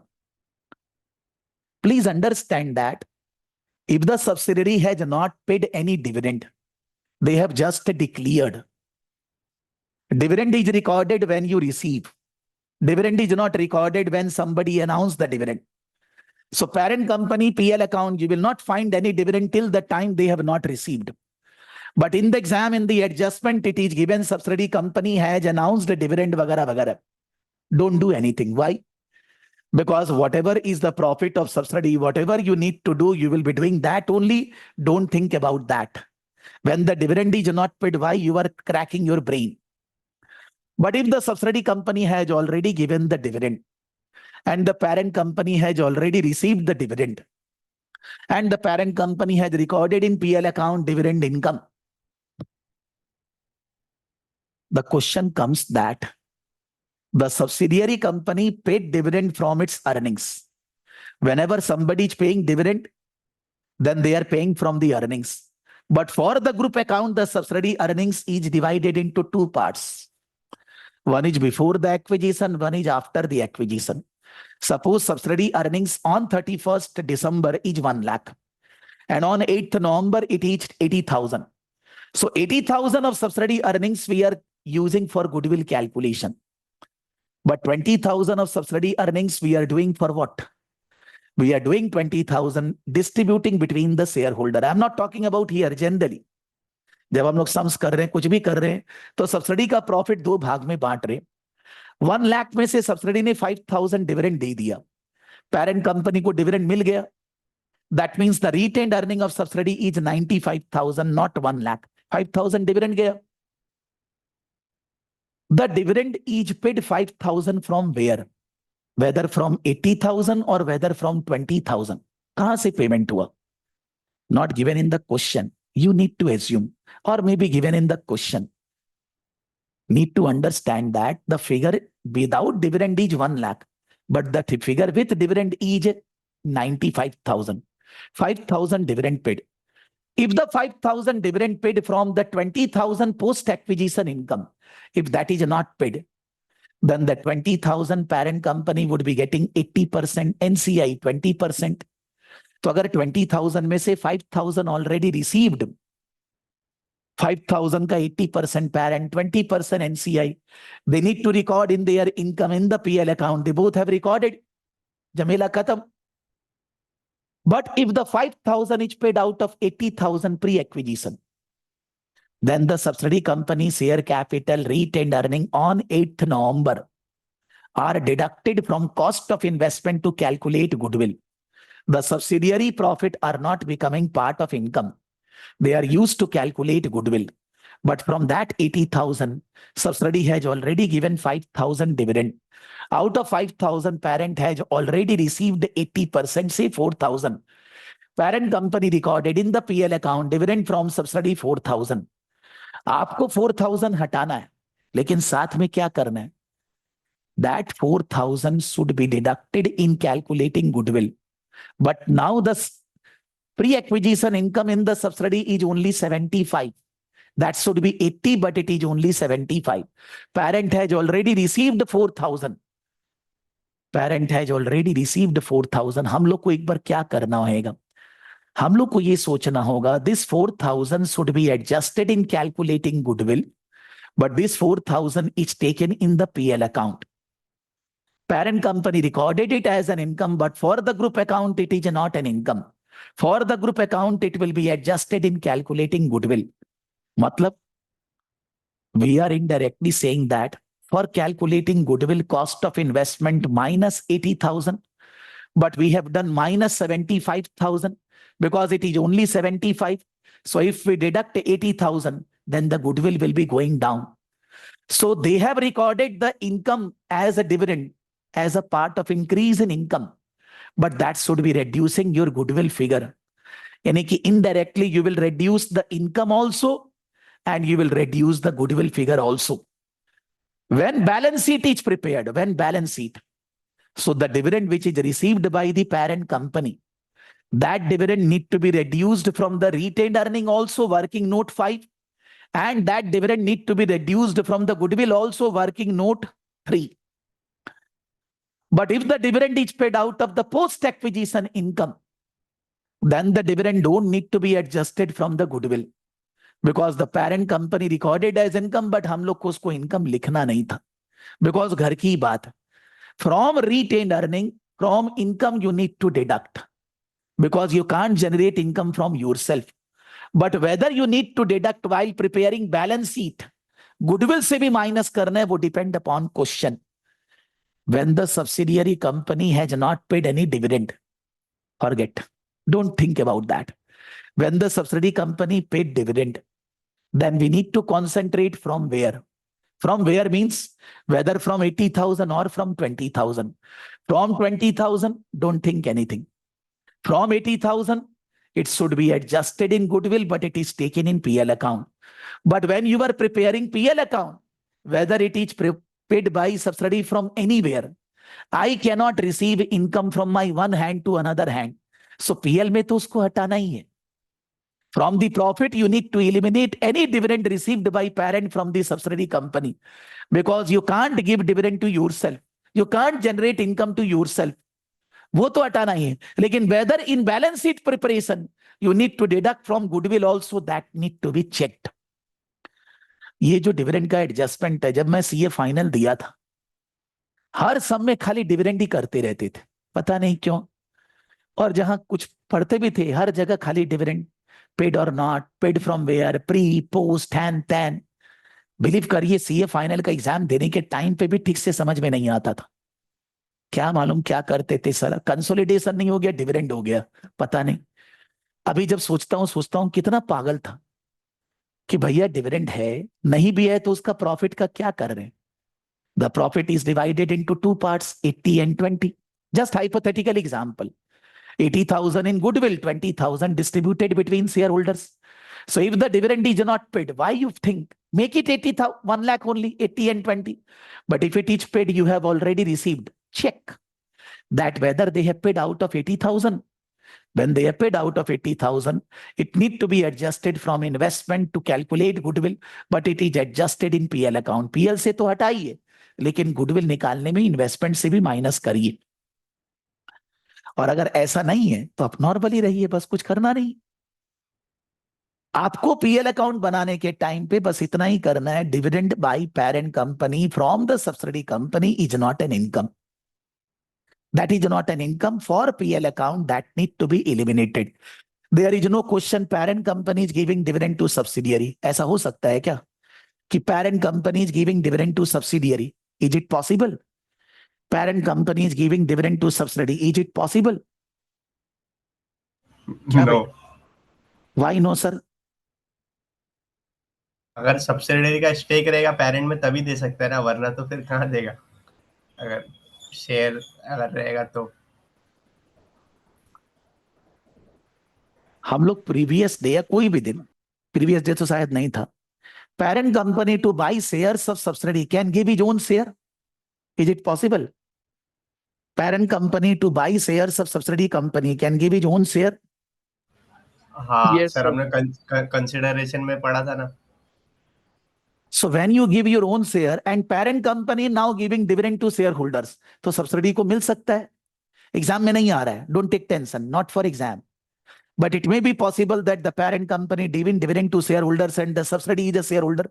वो भी करना वही है, because my giving money to my wife is giving money to me, it is not an income, man. So whether the parent company is getting dividend from subsidy or subsidy is getting dividend from parent, that is not an income. That is never an income, sir. वो कभी भी income नहीं है।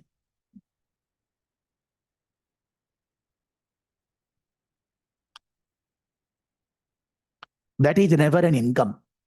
Anybody giving dividend to anybody else, that is not an income. तो आपको तो normally सोचना है, बट ऐसा नहीं है कि parent company can not dividend to give dividend to subsidy company. अगर सब्सिडी के पास पेरेंट का शेयर है तो भी तो होएगा ना सर, कम ही होता है, नहीं रहता है, बट अगर होगा तो भी यही करना है। Sale by parent to subsidy, sale by subsidy to parent, doesn't matter. एक हाथ से दूसरा हाथ ही, आप राइट टू लेफ्ट बोले, लेफ्ट टू राइट बोले, doesn't matter. You need to eliminate anything between them from the PL account. Suppose they have given loan to each other. So one has given loan, one has taken loan. For one, loan is an asset. For another, loan is a liability. But interest expenditure income is there in the PL account. दोनों हटाना है। In the PL account, there is no interest income, there is no interest expenditure on the loan which is given to each other. जो भी एक दूसरा के बीच में होगा उड़ा दो, खत्म कर दो, बिकॉज वो कुछ भी नहीं है। That is nothing, that is nowhere, that does not have any meaning.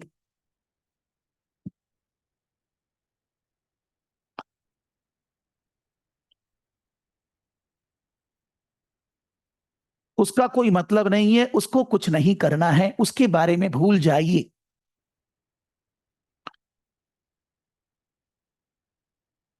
What I mean to say that, ये सब जितना भी बात की, ये तो एक दूसरा में जो हो रहा है सब हटाते जाना है, everywhere what ever is happening between them.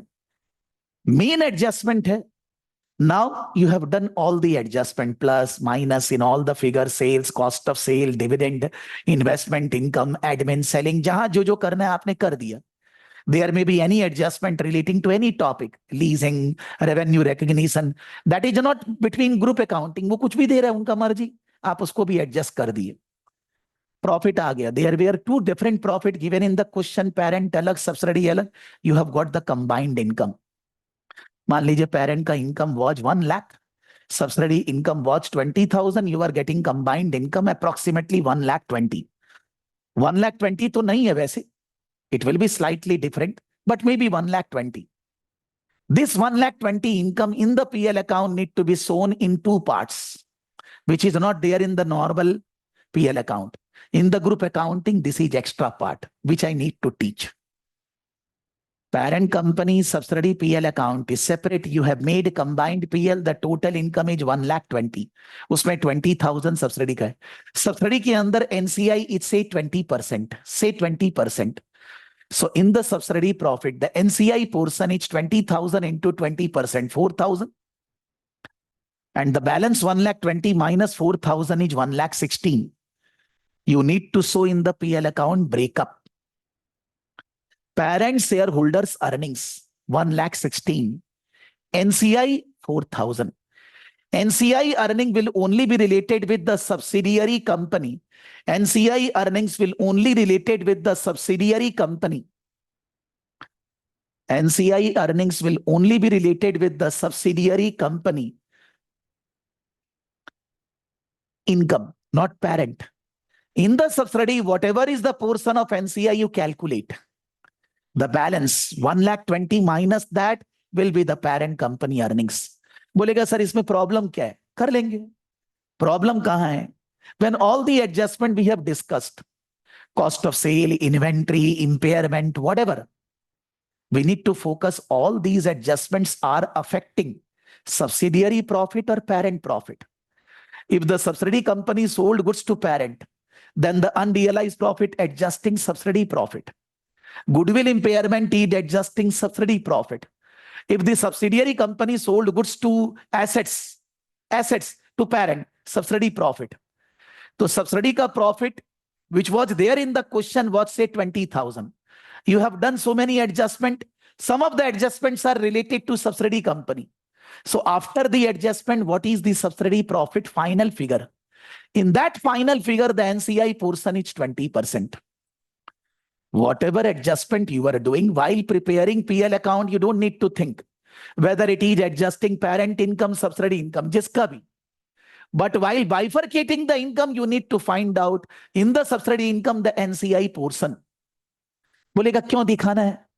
The accounting body is saying that in the group there is outsider. What each belong to outsider should be shown separately. In IFRS, in Ind AS, in everywhere. सब जगह ये rule है.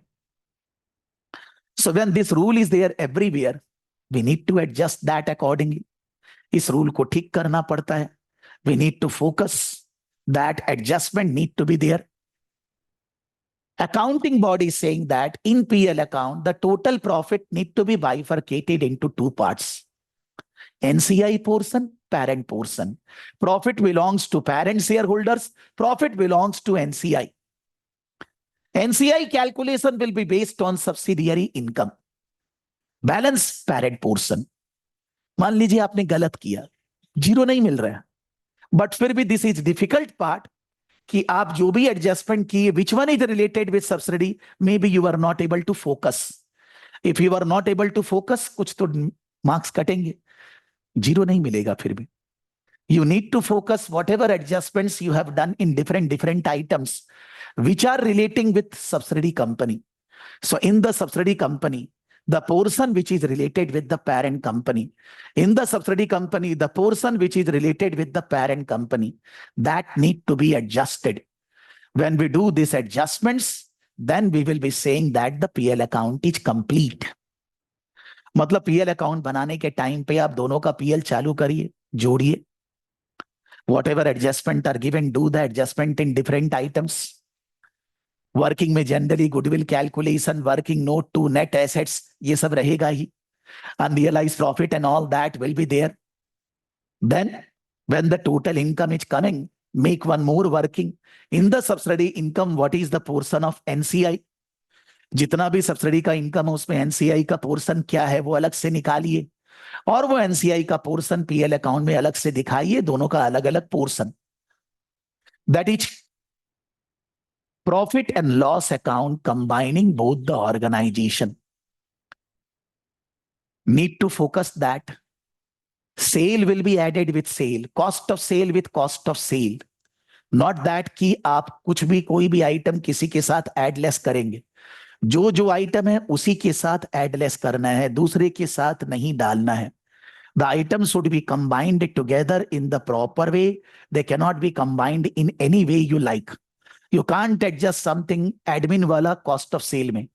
ध्यान देना, otherwise marks will be deducted. फिर भी wrong होने से जीरो नहीं मिलेगा. But फिर भी line by line item adjustments need to be there.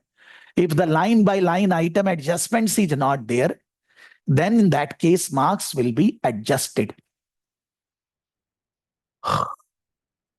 एक ऐसे ही यहां पर जो सम सॉल्व किया हुआ है वो डिस्कस कर रहे हैं. डिस्कस मतलब not that we are reading the solution below. That is not the logic. We are reading the question, we are discussing the solution, will take some time, and then we will solve a question which came in the exam. ठीक है? On 1st April 2013, Prince purchased 75%. 1 second.